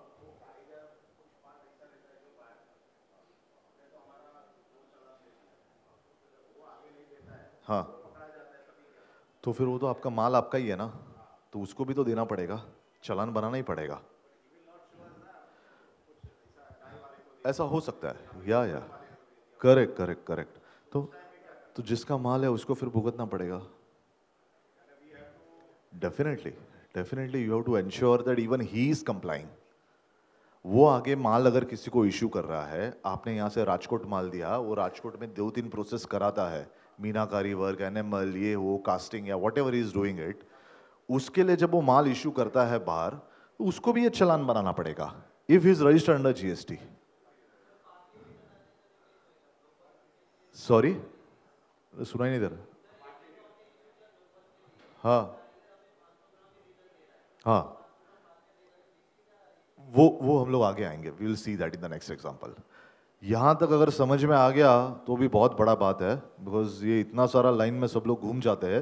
but friends, please try to understand anything which you are issuing to the karigar 3 copy बनाना है, 3 में से 2 माल के साथ भेजना है, जब काम खत्म होता है 1 वापस आना चाहिए। अभी तो अपन एक भी कॉपी नहीं बनाते, तो please try to understand that we have to prepare this. Yeah next, let us take an example के अगर एक कारीगर से दूसरे कारीगर में आगे जाता है तो और क्या हो सकता है। प्रिंसिपल है, he is sending to J1 for the purpose of this, 2 copies of challan फिर से बनेगा। J1 J2 को भेजता है, बट ये टाइम अभी वो खुद का चलान बनाता है, ना के प्रिंसिपल का।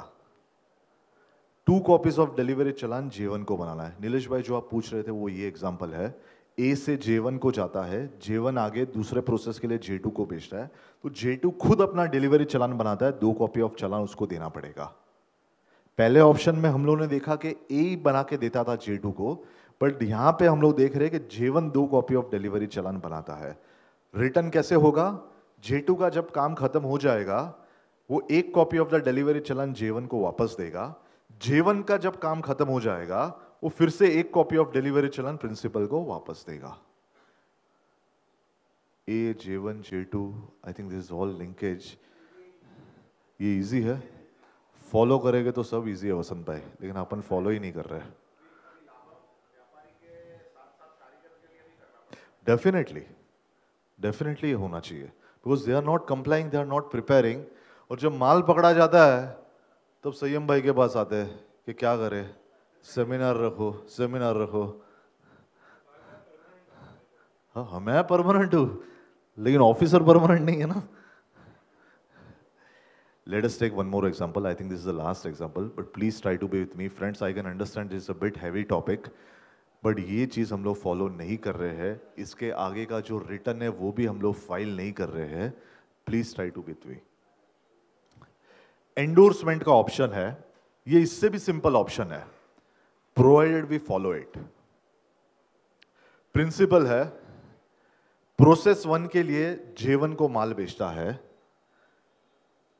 क्या करेगा? 2 कॉपी ऑफ डिलीवरी चलान, वो तो कंपलसरी बनाना है, वो बना के भेज देगा।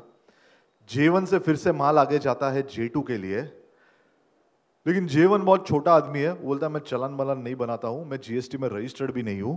तो वो क्या करेगा?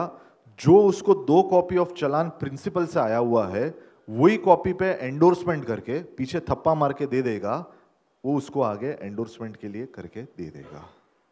एंडोर्समेंट मतलब कुछ नहीं, जो ओरिजिनल चलान है उसके पीछे स्टैंपिंग करके ही will write goods received from principal are being transferred to you. Quantity differ भी हो, पीस मिल के अलाउड नहीं है। अगर सेम टू सेम क्वांटिटी जाएगा तो ही एंडोर्समेंट अलाउड है, पीस मिल के लिए अलाउड नहीं है। हाँ नहीं तो ये, हाँ हाँ, दैट विल सी उसके लिए क्या करना है। Yes yes. So in this case J2 का काम खत्म हो जाएगा तभी वो 1 कॉपी ऑफ द डिलीवरी चलान वापस देगा। J1 का काम भी जब खत्म हो जाएगा तो वो भी 1 कॉपी डिलीवरी चलान की वापस देगा। तो this is how the cycle should happen. A J1 J2 पहला सिंपल ऑप्शन था, उसके बाद अपना ऑप्शन आया कि J1 J2 खुद का चलान बनाता है। The last is the endorsement option. Same process has to be followed multiple times. अगर आपके पास मल्टीपल कारीगर है, सेम प्रोसीजर आपको फॉलो करना है। बट ये procedure majority of the jewellers I have scene, इतने सारा मैं पैन इंडिया बेसिस पे घूम रहा हूँ, nobody is following except for the corporate guys, those people are doing it. Otherwise ये बहुत कम लोग फॉलो कर रहे हैं। How to endorse the challan, endorsement कैसे करना है। बहुत सारे जन को वो भी नहीं पता है कि एंडोर्समेंट करते वक्त हमें क्या लिखना है। Endorsement should have the below mentioned remark, dash kgs of goods belonging to the principal sent to another karigar. 100 kgs of goods belonging to blah blah have been sent to karigar for further processing. This is the remark which you have to put on the back of the challan.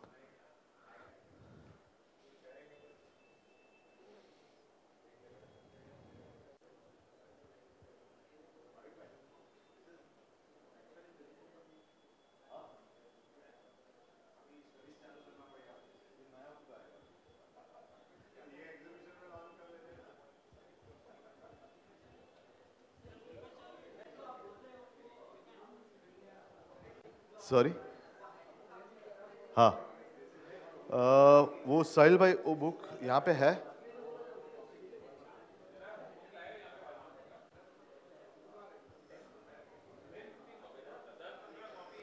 आप GSC member हो तो you can take it from here, तो you can give your number and take it.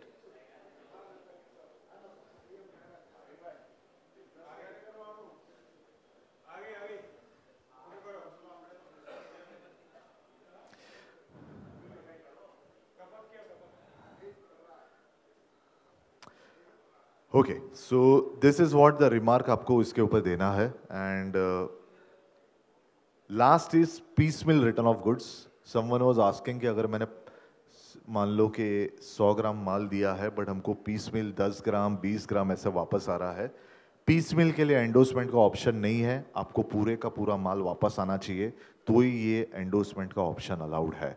Piece मिल में this will not be applicable. Fresh challan is required to be issued in that case. One of the things which I have seen in our industry is actually कारीगर जब माल वापस आता है तो कारीगर को भी खुद का चालान इशू करना पड़ता है। अपने इंडस्ट्री में कारीगर चालान ही नहीं बनाता है, सिर्फ वो अपना बिल दे देता है कि मेरा इतना मजदूरी हो गया, ये मेरा बिल है, but they never issue the challan, which is one of the requirement which never anybody is doing. सब लोग अपना इशू वाउचर बनाते हैं, रिसिप्ट वाउचर बनाते हैं, लेकिन कारीगर का कोई चालान नहीं बनता है। That is very much required and we will have to inculcate this system. अपने कारीगर को भी एजुकेट करना पड़ेगा। ऑनलाइन मतलब नहीं नहीं, ये मैन्युअली बनाना है, मैन्युअली फॉर्मेट है ना, है वो अपने वेबसाइट पे अवेलेबल है। Direct dispatch from job work premises, ऐसा कभी कभी हो सकता है कि कारीगर के प्रीमाइस से ही अपना माल डिस्पैच हो जावे।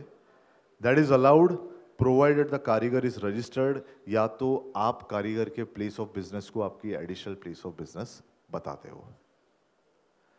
ITC 04 friends very important, please try to understand. ये फॉर्म मैंडेटरी है। पहले 2 साल गवर्नमेंट ने रिलैक्सेशन दिया था कि आपको ये फॉर्म फाइल नहीं करना पड़ेगा, but from 2019-20 this is mandatory, which our jewellers community is not following. Many people ask कि हम लोग नहीं भरेंगे तो इसकी पेनल्टी क्या है। वो पेनल्टी भरना ज़्यादा सिंपल है। बहुत सारे के CA तो ऐसे बोल रहे हैं कि सर अपना काम में इतना कॉम्प्लिकेशंस है, अपन क्या बताते क्या दिखाते, उससे अच्छा तो एक ही चीज़ बोल देना कि हमने ये फाइल नहीं किया है। फ्रेंड्स, ये सब चीज़ें ना अभी नहीं मालूम पड़ेगी। When there is an investigation, scrutiny, या तो आपके यहाँ पे जब रेड गिरता है ना, तब अगर आपने ये सब डॉक्यूमेंट्स फाइल किए होगे ना, then you can take a recourse of that और आप इसमें से बच सकते हो। लेकिन अगर आपने फाइल ही नहीं किया है, then we will be having a different ramifications. वो जब रेड गिरता है तभी अपने को पता चलता है। आई थिंक मैं अभी बोलूँगा तो you will not understand the severity of this. ITC 04 friends, it is basically a return जिसमें आपको जितना कारीगर को माल इशू किया है उसका डिटेल देना है, और जितना माल वहां से वापस आ रहा है उसका डिटेल आपको कोरिलेट करके देना है। I just try to take a form over here for you to understand exactly what I am trying to say. First is section number 4, which says that details of inputs or capital goods sent to for the purpose of job work. आपने कारीगर को कितना माल issue किया उसका detail आपको यहाँ पे देना है। अगर आपने मल्टीपल चीज़ इशू किए हैं, गोल्ड के साथ डायमंड है या और कोई प्रेशियस स्टोन्स है, तो you have to give separate line items. कितना डायमंड इशू किया, कितना प्रेशियस स्टोन इशू किया, कितना गोल्ड इशू किया, but you have to fill that on a separate line item. That was simple. The most important part over here is कि माल जब कारीगर से वापस आता है तो उसका क्या करना है। Let us try to understand. If you see the top over here, यहाँ पे लिखा हुआ है either of the one is mandatory.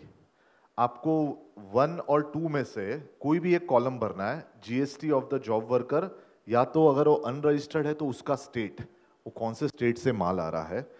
1 या 2 में से कोई भी एक कॉलम आपको फिल करना है। Important part is yellow. Either one of the challan detail is mandatory, या तो 3 और 4 भरना है या तो 5 या 6 भरना है, बट ये 4 में से कोई भी 2 कॉलम आपको भरना जरूरी है।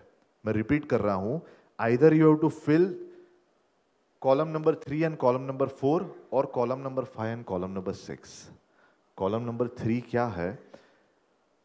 आपने मान लो चालान नंबर 1 में 100 ग्राम इशू किया था और आपको मान लो 10 ग्राम, 20 ग्राम, 25 ग्राम वापस आ रहा है, तो यहां पे आपको आपका खुद का चालान नंबर और डेट डालना है, कौन से चालान नंबर में माल इशू किया था, वो मुझे माल वापस आया। समझ में आ रहा है? 100 ग्राम चालान नंबर 1 में इशू किया था, आपको मान लो कि 15 दिन के बाद ज्वेलरी बन के वापस आ रहा है, बट 100 ग्राम्स के सामने 20 ग्राम्स, 30 ग्राम्स, 40 ग्राम्स ऐसा अलग अलग दिन में आ रहा है। You have to write against which challan number आपने उसको माल इशू किया था। That is option number 1। Option number 2 is, अगर आप वो कोरिलेट ना कर सको तो कारीगर का चालान नंबर डाल सकते हो, तो वो आपको यहां पे कॉलम नंबर 5 या 6 में डालना है। अपने केस में तो कारीगर तो चालान बनाता ही नहीं है, हमने तो कभी सिखाए सर, हम नहीं बनाते तो कारीगर कहां बनाएगा? हाँ जी प्लीज। हाँ हाँ हाँ हाँ हाँ their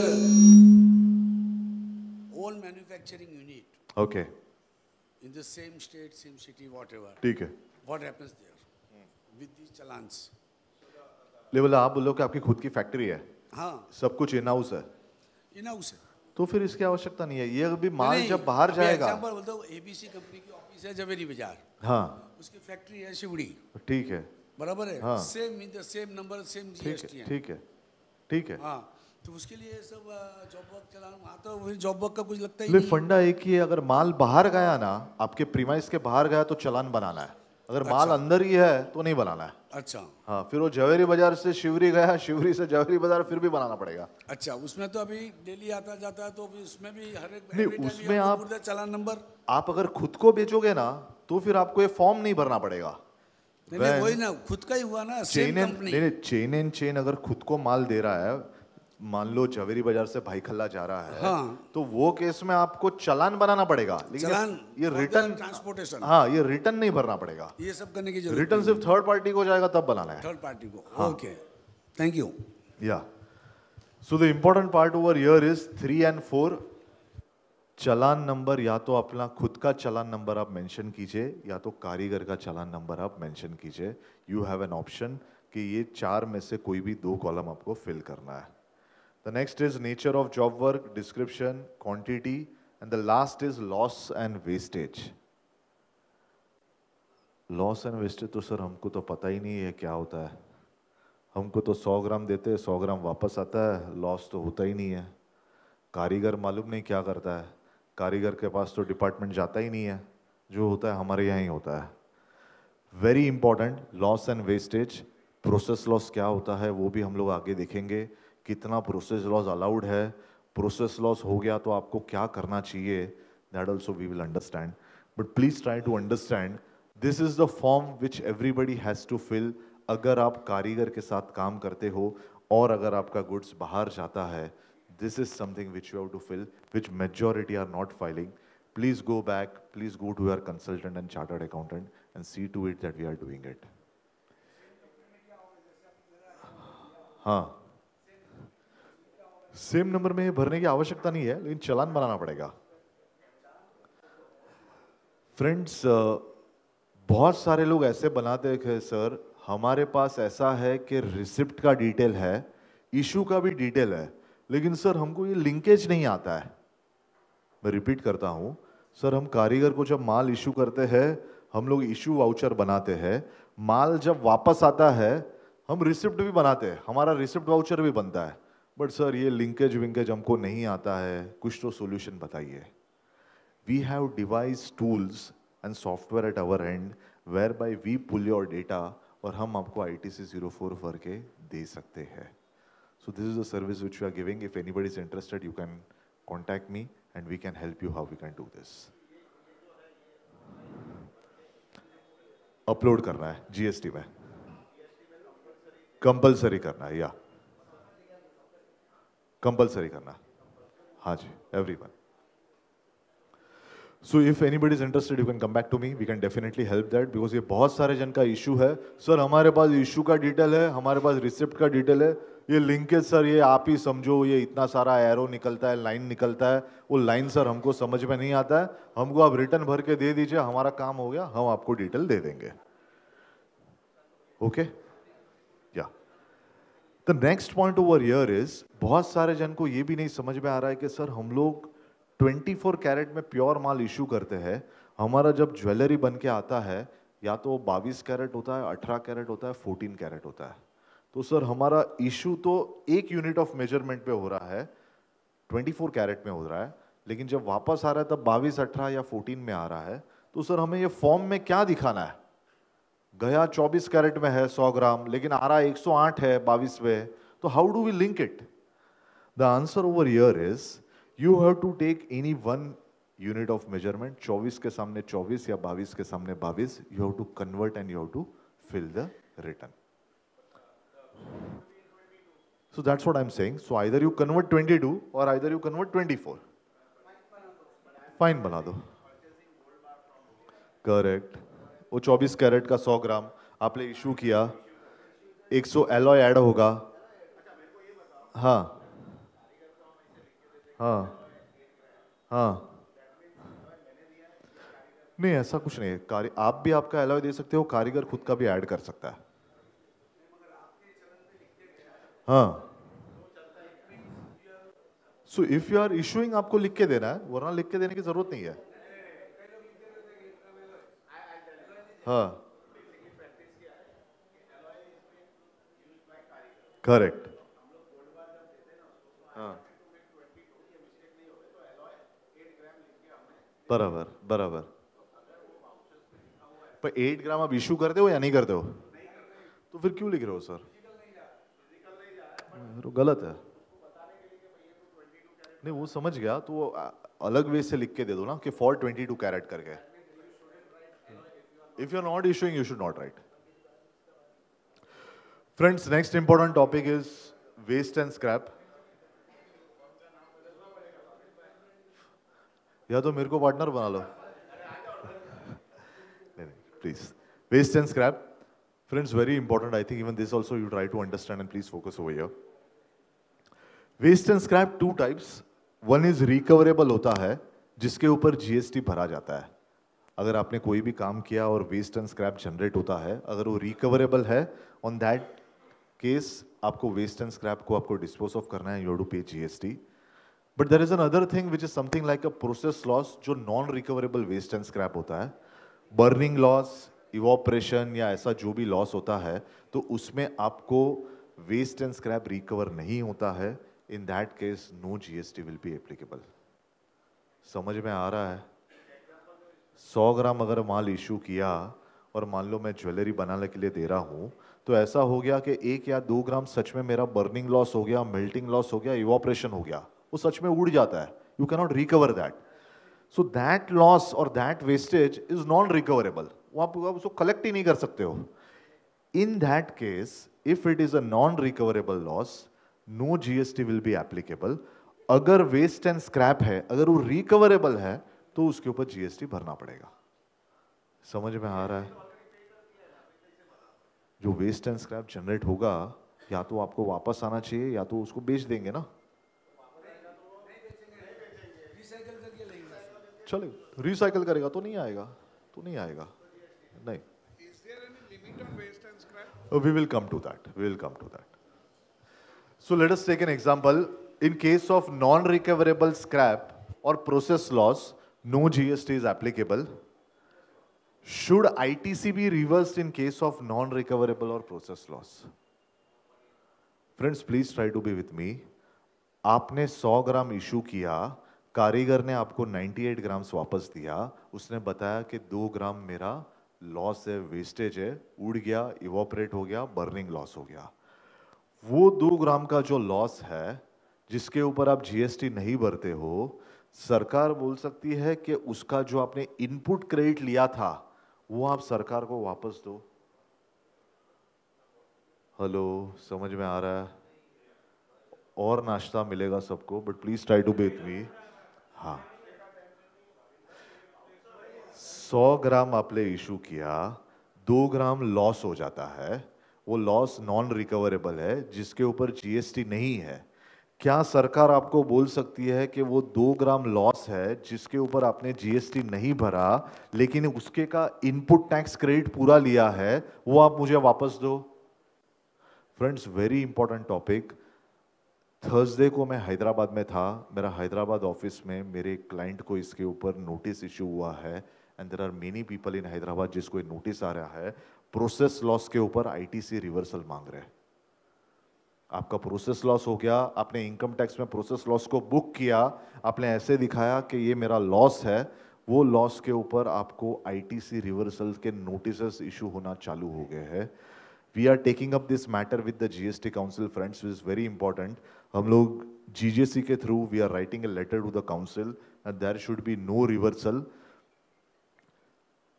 there is a case law under GST, ARS steel and alloys limited है, जिसमें उन्होंने स्पेसिफिकली बताया गया है कि अगर प्रोसेस लॉस हो रहा है और उसके ऊपर आपको आईटीसी रिवर्सल करने की आवश्यकता नहीं है। This is the first case law which has come under GST for process loss, जिसके ऊपर आपको आईटीसी रिवर्सल का ना बोल रहे हैं।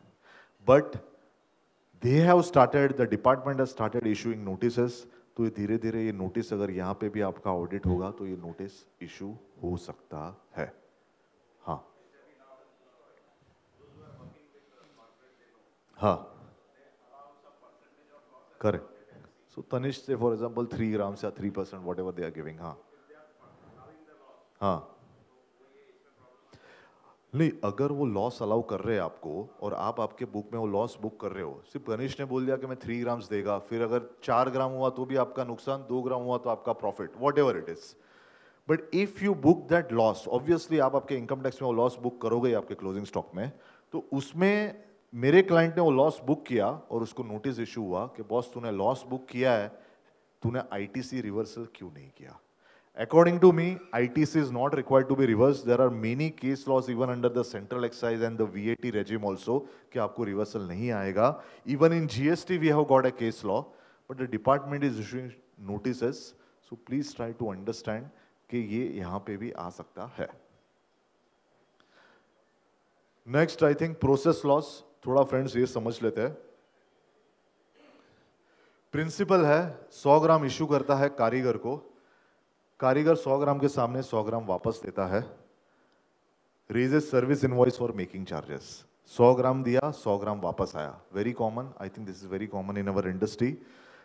जॉब वर्कर क्या करता है in the process of making the jewellery, the process loss is of से 2 ग्राम्स, 100 ग्राम में से अगर मान लो 2 ग्राम प्रोसेस लॉस था, कारीगर क्या करता है वो अपना मेकिंग चार्ज बढ़ा देता है and then he is raising an invoice.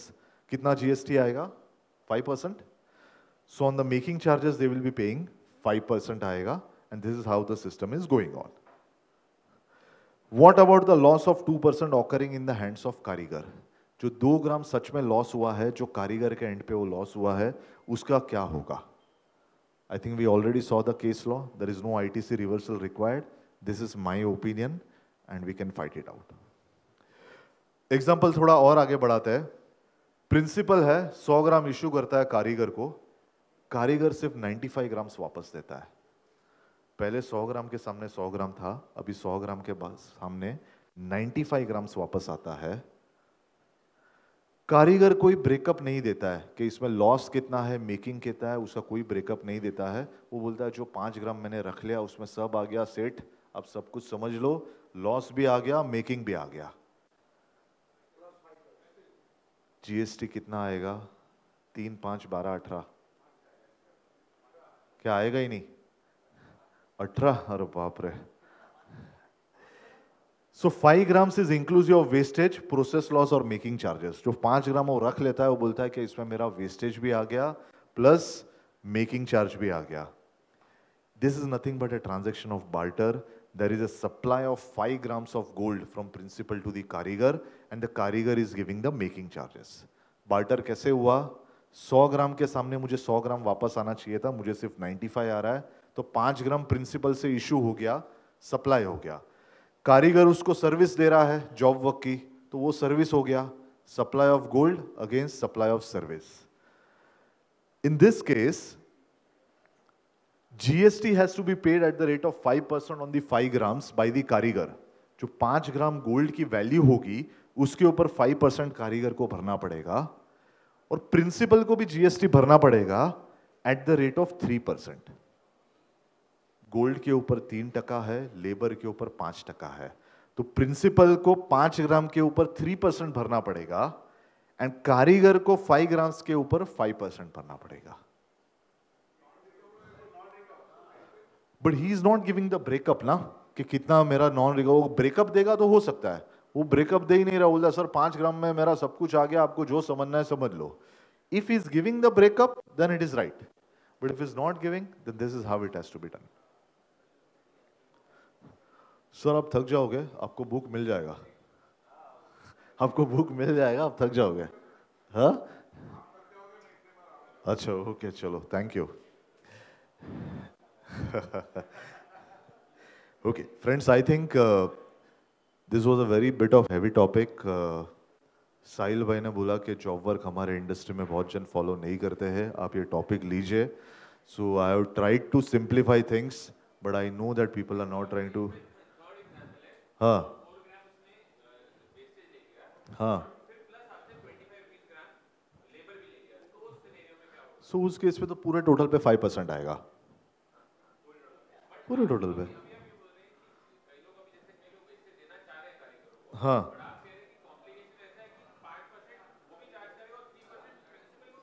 नहीं, उसका सप्लाई हो गया ना, उसको माल वापस आना चाहिए था। अगर आपको माल इशू किया विदाउट GST तो मुझे पूरे का पूरा माल वापस आना चाहिए। हाँ हाँ ओके, मान लेते जॉब वर्कर भी रजिस्टर्ड है, ठीक है। अभी जॉब वर्कर रजिस्टर्ड होने की वजह से अगर उसने 100 ग्राम दिया जॉब वर्कर को, जॉब वर्कर ने बोला कि भाई तेरा 4 ग्राम जो वेस्टेज हो गया और 1 ग्राम जो है मतलब बाकी जो है 20 रुपए ग्राम तेरे को लेबर लगेगा। नहीं दोनों। अगर आप वेस्टेज डिफाइन करते हो तो प्रॉब्लम ही नहीं है। यहाँ तो क्या बोलता है साहब, कुछ डेफिनेशन नहीं है, 5 ग्राम में मेरा सब कुछ आ गया, लेबर वेस्टेज सब कुछ, कितना वेस्टेज वो मैं नहीं बताएगा। If you are defining wastage, then there is no issue. Then let us see if we consider the option of defining the wastage. Then what happens? Then what is the tax implication? Then it is simple. If you are defining the wastage, say for example 2 grams is the wastage, तो 2 ग्राम के ऊपर कुछ नहीं होगा, 3 ग्राम जो वो रख लेगा उसके ऊपर सिर्फ जॉब वर्कर को 5% भरना पड़ेगा। आपने मैं प्रिंसिपल को कुछ नहीं करना पड़ेगा। See, now I am the कारीगर। Now what I'm saying is I am charging you 4% wastage। मेरा भले 2 ही wastage हो रहा है, ठीक है ना? So that's not concern। 4% wastage के ऊपर भी 5% आएगा। 5% आएगा। That I will charge in my bill and send it। Correct, correct, correct। And that I'll quantify। मतलब 4 ग्राम का आज का रेट ये है, या आप मेरे को ये दे दो। Perfect। And when it comes to you, how will you pay the 3% as a principal? For me nothing, कुछ नहीं। आपने बोला 3% as the principal। सर वो ये अगर ब्रेकअप नहीं दे रहा है तो आएगा। If it is not defined, then only this issue will come। Okay, okay। Otherwise there is no issue। Okay। हाँ जी, फिर कोई प्रॉब्लम ही नहीं है, बस। Okay, friends, I think I will take some of the slides of hallmarking, which majority of the people in Jhaveri Bazaar are not following। अब please उसको follow कीजिए, मैं बाकी सब डीप में नहीं जा रहा हूँ। भाविन जी, हाँ जी, जरा प्लीज अभी वेस्टेज लेबर के क्वेश्चंस खत्म नहीं हुए, थोड़ा रुक जाइए आराम से, सबको पूछने दीजिए। ओके, या प्लीज प्लीज। हाँ जी सर, देखो संयम भाई ने मेरे को 1 किलो मेटल दिया। हाँ जी हाँ, मैंने कारीगर को बनाने दिया है। हाँ, कारीगर से मैंने वापस 1 किलो मेटल लिया, माल लिया बना के, बराबर, और संयम भाई को दिया। तो हाँ, कितना संयम भाई को GST लगेगा? 5%। 5%, ओके। 5%, हाँ यार। मैंने सर्विस दिया सर।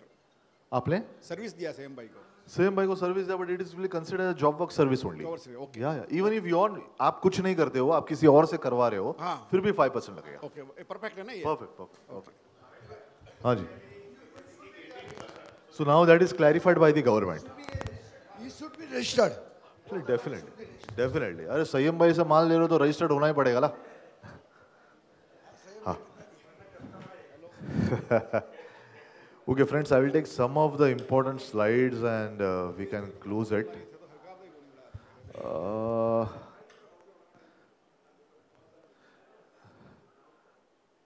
एक मिनट friends.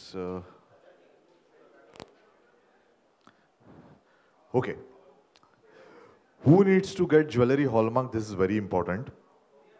जो आदमी फर्स्ट पॉइंट ऑफ सेल करता है उसको ज्वेलरी हॉलमार्क कराना पड़ेगा. होलसेलर रिटेलर को माल बेचता है, रिटेलर कस्टमर को माल बेचता है. HUID कौन कराएगा? Wholesaler retailer customer. Wholesaler retailer customer. First point wholesaler. Very simple. The right answer is wholesaler को कराना पड़ेगा because of first point of sale कर रहा है, so he is obliged to do the hallmarking. Retailer को फिर से hallmarking करने की आवश्यकता नहीं है. एग्जाम्पल थोड़ा और आगे बढ़ाते हैं. होलसेलर रिटेलर को माल देता है, रिटेलर कस्टमर को देता है, लेकिन रिटेलर ये टाइम जवेरी बाजार वाले होलसेलर को बोलता है कि भैया तू हॉलमार्किंग मत कराना, मैं तुझे एक डिक्लेरेशन दे देगा कि मैं मेरे एंड पे हॉलमार्किंग कराता हूँ, तुझे हॉलमार्किंग करने की आवश्यकता नहीं है. क्योंकि कस्टमर जब मेरे स्टोर में आता है और ऐप में अगर HUID डालता है तो होलसेलर का नाम दिखता है, उसको मेरा नाम दिखना चाहिए. समझ में आ रहा है? ऐसा हो रहा है? आप लोग सब लोग को डिक्लेरेशन आ रहा है? आप लोग सब लोग ले रहे हो? दबा के धंधा कर रहे हो? नहीं ले रहे? अरे सब लोग दे रहे फिर भी नहीं ले रहे हो? अच्छा, okay. So what is the right answer? इसमें किसको HUID कराना पड़ेगा? Wholesaler, retailer, customer? Wholesaler. Very true. The right answer is it is only the wholesaler because he is making the first point of sale. इसके लिए उसको ही कराना पड़ेगा. The government has categorically clarified by the way of FAQ number 3 कि retailer hallmarking नहीं करा सकता है, wholesaler को ही कराना पड़ेगा. बहुत सारे chain stores, the leading chain stores, they are saying that we will not accept. हमको हमारे वे से ही चाहिए, हमारा ही नाम आना चाहिए. उसके लिए एक अलग मैकेनिज्म है that I cannot speak on this forum, but I can tell you separately. I think this is okay. We'll go to the compliance part. Standards and grades under hallmarking, gold and silver. Friends, बहुत सारे जन ऐसा हो रहा है कि gold में hallmarking mandatory है, सिल्वर में मैंडेटरी हॉलमार्किंग नहीं है. वो लोग ऐसा समझ रहे हैं कि सिल्वर को तो BIS का लॉ एप्लीकेबल ही नहीं है. वो लोग ने रजिस्ट्रेशन ले लिया है. हमारे संजय भाई आज नहीं है यहाँ पे, अमेरिका में. हाँ, रोड शो कर रहे हैं, लेकिन वहाँ पे संजय भाई के जैसे और भी बहुत सारे सिल्वर वाले हैं जो BIS का रजिस्ट्रेशन है, लेकिन कोई भी कंप्लायंस नहीं कर रहे. बोलो सर मैंडेटरी किधर है, कौन आने वाला है अपने इधर. So please try to understand, ये जितना चीज गोल्ड को एप्लीकेबल है, अगर आपने सिल्वर के अंडर रजिस्ट्रेशन लिया है तो सिल्वर को इक्वली एप्लीकेबल है. If you are registered you have to comply with this, there is no shortcut. Stock declaration, I think majority of the people would have given it, ऐसा मैं presume कर रहा हूं. अगर किसी ने नहीं दिया है तो प्लीज अभी भी टाइम में दे दीजिए. They are still accepting.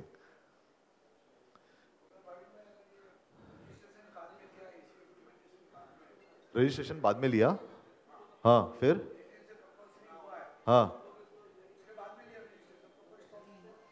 नहीं, लेकिन हाँ तो फिर नहीं आया तो होगा तो भी आप डिक्लेयर नहीं कर सकते हो. या फ्रेंड्स थोड़ा भगा रहा हूं. या हाँ प्लीज प्लीज. हाँ हाँ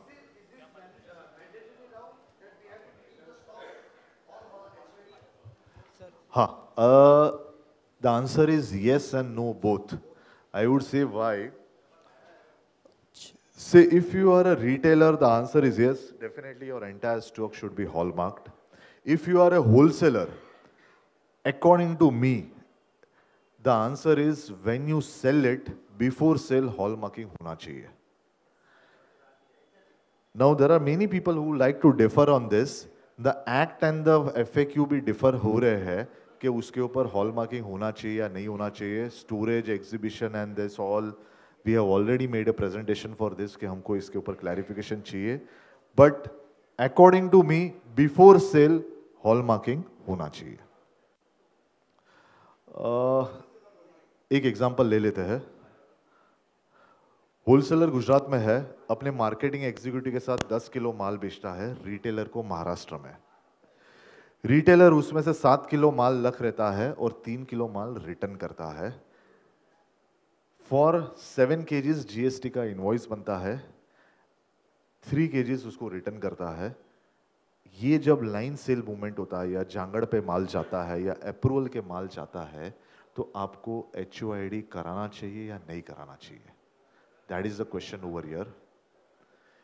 मेनी पीपल आर सेइंग कि कराना चाहिए, करा के ही बेचना चाहिए. अदर्स आर सेइंग कि आवश्यकता नहीं है, सेल के पहले कराना चाहिए. If you ask me, I would still prefer when you sell it before sale होना चाहिए. There is a disconnect or there is a gap between the FAQs and between the section. उसके लिए we have already written to the BIS and I think we'll get a clarification in some time. हाँ, मेरे हिसाब से before sale होना चाहिए. That is what. हाँ हाँ हाँ हाँ. तो यहाँ से माल ऐसे ही जा रहा है, वो ऐसे ही वो बेच सकता है विदाउट हॉल मार्किंग. बेच सकता है. क्यों बेच सकता है? क्योंकि सेल नहीं है, स्टॉक ट्रांसफर है. स्टॉक ट्रांसफर हो सकता So है. it is allowed. ओके.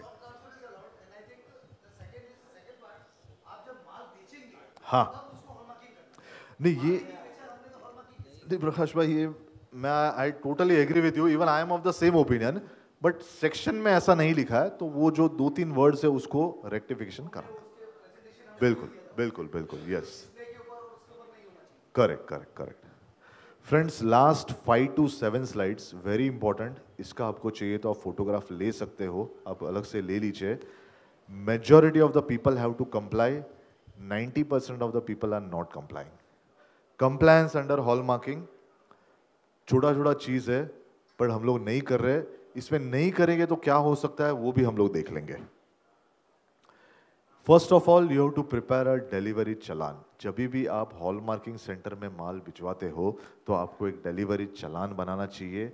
अगर आप हॉल मार्किंग के लिए माल भिजवाते हो तो delivery challan majority of the लोग नहीं बनाते हैं.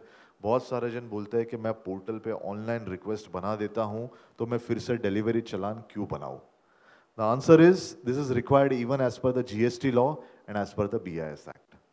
डिलीवरी चलान में क्या होना चाहिए? नेम एंड एड्रेस, BIS का certificate registration number, your identification mark, type of article, ring, chain, bangle, pendant, whatever it is, that has to be mentioned separately.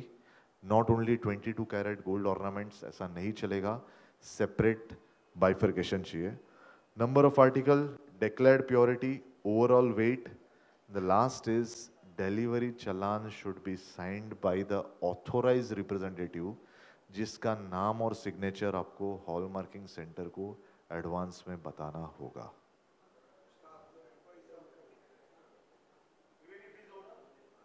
सबको. हाँ लिखना है, so you can't get the net weight. So I think they have clarified it is gross weight now. But उसके अंदर काफी जब spoons का weight जब different होता है, हाँ customers को जब ये दे रहे वापस, invoice जब बना रहे, नहीं डिफरेंट क्यों होगा? invoice जब बना रहे, हाँ वो match नहीं हो रहा है. काफी लोगों ने gross weight accept नहीं कर रहे. नहीं क्यों ऐसा होगा? मतलब हॉल मार्किंग सेंटर एक्सेप्ट नहीं कर रहा है? बसंत भाई है यहाँ पे, आप पूछ सकते हो. क्यों नहीं करेंगे? डेफिनेटली कर रहे हैं. हाँ हाँ कैसे? हाँ हाँ हाँ हाँ हाँ सब हॉल मार्किंग सेंटर्स जो एक्चुअल वेट है नेट वेट से कर रही है, तो होना क्या चाहिए उसमें? Gross weight they have defined now. Gross weight या नहीं, वो लोग ने कैटेगरिकली डिफाइन किया अभी तो. क्यों मिसमैच होगा? आप भी ग्रॉस वेट है ना?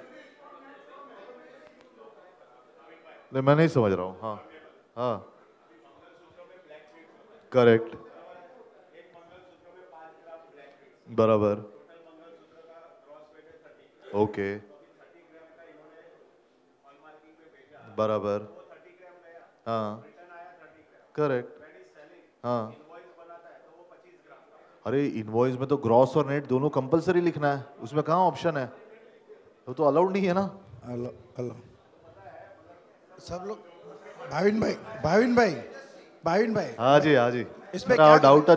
एक मिनट भाविन भाई, ये शॉर्टकट है, डाउट नहीं है। भाविन भाई सब लोग क्या कर रहे हैं, हाँ, कारीगर से जब माल जमा करते हैं नेटवर्क का जमा करते हैं, ग्रॉस वेट में जमा ही नहीं करते, ग्रॉस वेट में बेचते भी नहीं है। उनका बिजनेस जो नेटवर्क से लेते हैं नेटवर्क से बेचते हैं। नहीं बदन भाई, उसका कोई इलाज नहीं है।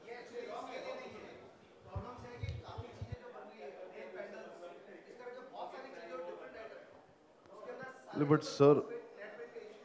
सर वो तो ऐसा इज नॉट अलाउड, मतलब वो सिस्टम आपको प्रैक्टिस बदलना होगा, वो तो ऐसे सिर्फ नेट वेट नहीं चलेगा। या भी थोड़ा आगे बढ़ते हैं।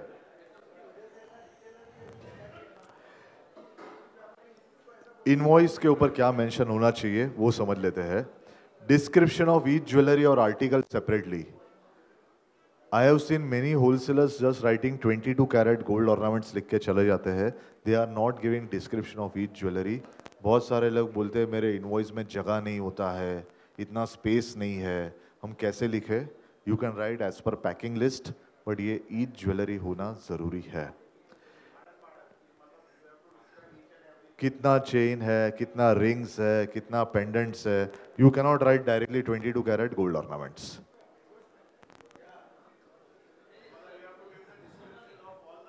Definitely you have to give 35 category. Yeah, बिल्कुल। Net weight of the precious metal, purity in carat and fineness, hallmarking charges. बहुत सारे जन है जो hallmarking charges भी नहीं दिखाते हैं, वो बोलते हैं सर हम तो कस्टमर से लेते ही नहीं है, तो हमें hallmarking charges inclusive हो गया है। Even if it is inclusive, please write on the invoice that it is inclusive of hallmarking charges. If you charge, then is no issue. नहीं ऐसा नहीं, आपको लिखना पड़ेगा कि हॉलमार्किंग चार्जेस इंक्लूसिव है करके 45 रुपीज या 35 rupees, what ever it is. The charge should specifically come on the invoice 45 rupees या 35 रुपीज। एग्जैक्टली, मैं वही बता रहा हूँ। मैं जब मैं ऑडिट कर रहा था, मैंने बहुत सारे जन के इनवॉइसेस देखे कि वो लोग लिख ही नहीं रहे। हाँ भाविन भाई कोई डाउट ही नहीं है इसमें। भाविन भाई हाँ जी, उसमें नहीं नॉट अलाउड। भाविन भाई हाँ, अब उसमें लिखेंगे पर पीस 45 रुपीज हॉलमार्किंग इंक्लूसिव है। हाँ तो उसके ऊपर 18% जीएसटी है। नहीं वो नहीं है। तो फिर उसका 3% और 18% अपना वापस प्रॉब्लम 3% ही है। वो मैं बताता हूँ आगे क्या है मदन भाई, मैं बताता हूँ। फ्रेंड्स, ये रेड में जो 2 लाइन लिखा है ये इनवॉइस के ऊपर एज इट इज प्रिंटेड होना चाहिए। Please try to focus and you see to it your invoice has the both the lines printed on the invoice. Majority of the invoices नहीं है। नहीं पची ई invoice is HUID required on the invoice? The answer is no. हाँ, जो invoice में जो separately hallmarking charges को मेंशन किया गया है, हाँ, वो अपने नेक्स्ट स्लाइड में आएगा। आई एम एक्सप्लेनिंग क्या है, don't worry, I take it. Display requirement inside and outside the sales outlet. बहुत सारे जन बोल रहे हैं, पीछे की स्लाइड ये वाली, ये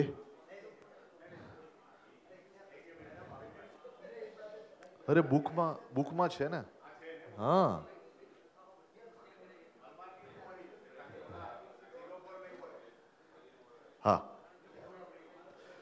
friends, very important, display requirement outside the sales outlet.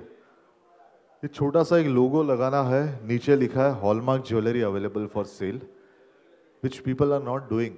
बोलता है मैं कहाँ रिटेलर हूँ, मैं तो होलसेलर हूँ, मैं मैन्युफैक्चरर हूँ, ये लोगो मुझे लगाने की आवश्यकता नहीं है। तो सम पीपल फ्रॉम जवेरी बाजार दे वर आर्ग्यूइंग विद मी कि हमने तो BIS का ऑफिसर को बुलाया था, वही हमको उसको कंसल्टेंट भी बना लिया है, वो हमारे यहाँ के चेकिंग भी करके गया, सर वो तो कुछ नहीं मांग रहा है, आप हमको डरा रहे हो कि ये तो कुछ ज़रूरत ही नहीं है. So there is a specific provision and we will see to it if you don't do what can happen. For the time being ये लोगो आपके आउटलेट के बाहर होना चाहिए और नीचे जो लिखा है वो hallmark jewellery available for cell लिखा हुआ रहना चाहिए. चला भी ले साहब पर काइक तो करो. हाँ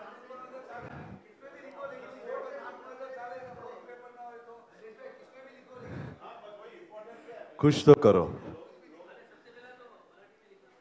friends if you want you can take an image of this. ये चीज भी आपके सेल्स आउटलेट में होना जरूरी है. The as it is it should be printed. इसका स्टैंडी बना सकते हो या एक बोर्ड बना सकते हो, बट ये चीज आपके दुकान के अंदर या मे बी आपके सेल्स आउटलेट के अंदर होना चाहिए. This is what it is and this is what you have to keep inside. Departmental action in case of non-compliance. अगर मैं ये नहीं करता हूं तो क्या होगा? Friends, please try to understand. मैं कोई डराने का कोशिश नहीं कर रहा हूं, but Sanjeev माइनी, the head of BIS, उनको हमने ये क्वेश्चन पूछा था कि सर अगर हम नहीं करेंगे तो क्या होगा, आप इसके ऊपर क्यों इंसिस्ट कर रहे हो? This is the recent guideline where they have issued 5.22 और उसमें बताया गया है कि अगर आपने ये कंप्लाई नहीं किया तो पहले आपको एक वार्निंग लेटर इशू किया जाएगा कि आप 72 आवर्स में वो कंप्लाई कीजिए. अगर वो भी आप कंप्लाई नहीं करते हो then your registration is liable to be cancelled. If your registration is cancelled, you cannot do business. So please try to understand ये serious है. And people are just trying to avoid कि क्या हो जाएगा, एक छोटा सा बोर्ड ही तो मारना है, वो नहीं किया तो उसके लिए थोड़ी ऐसा सब होता है. आखिर में तो ऑफिसर को सेटल ही करना है, तो वो तो हम संभाल लेंगे. But before this happens why don't we be compliant? Hallmarking fee 35 से 45 गोल्ड में, सिल्वर में 25 से 35. 4 मार्च 2022 से ये एप्लीकेबल है. अगर आपके पास कोई स्टॉक पड़ा है 4 मार्च को और वो अगर आप बाद में बेच रहे हो, what should be the rate of hallmarking, 35 या 45? In my opinion you have to charge 45 rupees. हाँ जी,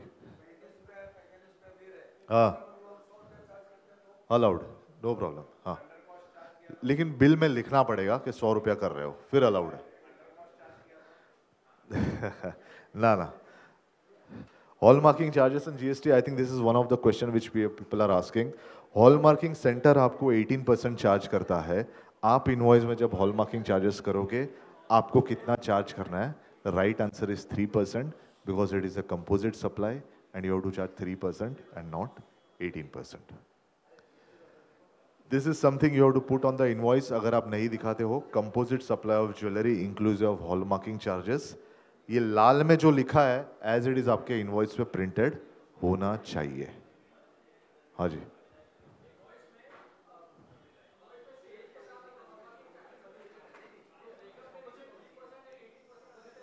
ले समझा नहीं इनवॉइस में.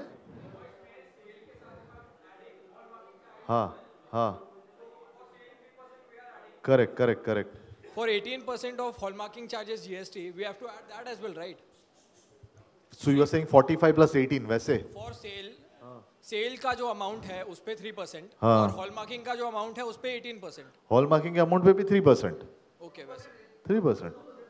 Composite supply. Even if you show separately, then also it is 3%. Yeah. वो आप लिख सकते हो. ये क्यों बंद हो गया भाई?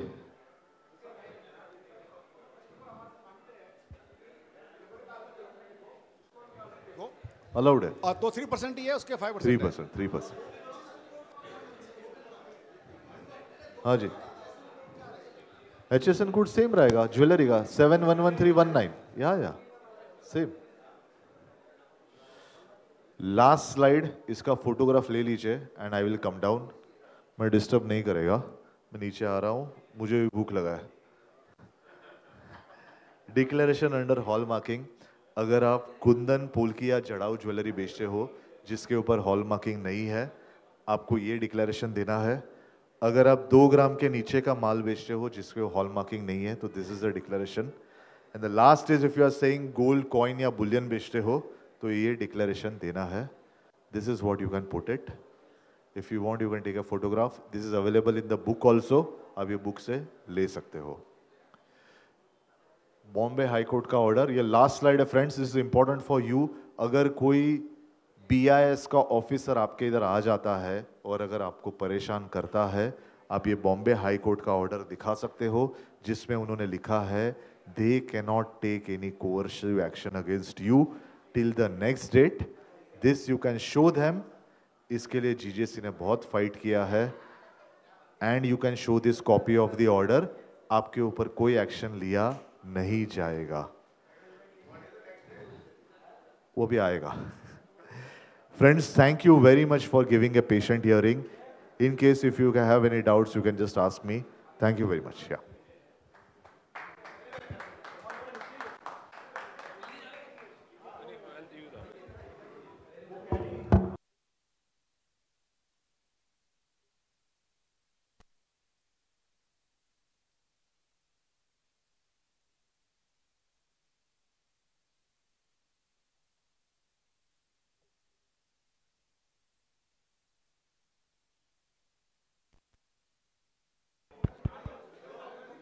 Thank you, Bhavin Bhai, for the wonderful presentation, and I would also like to thank IBJA and Mumbai Wholesale Gold Jewellers Association.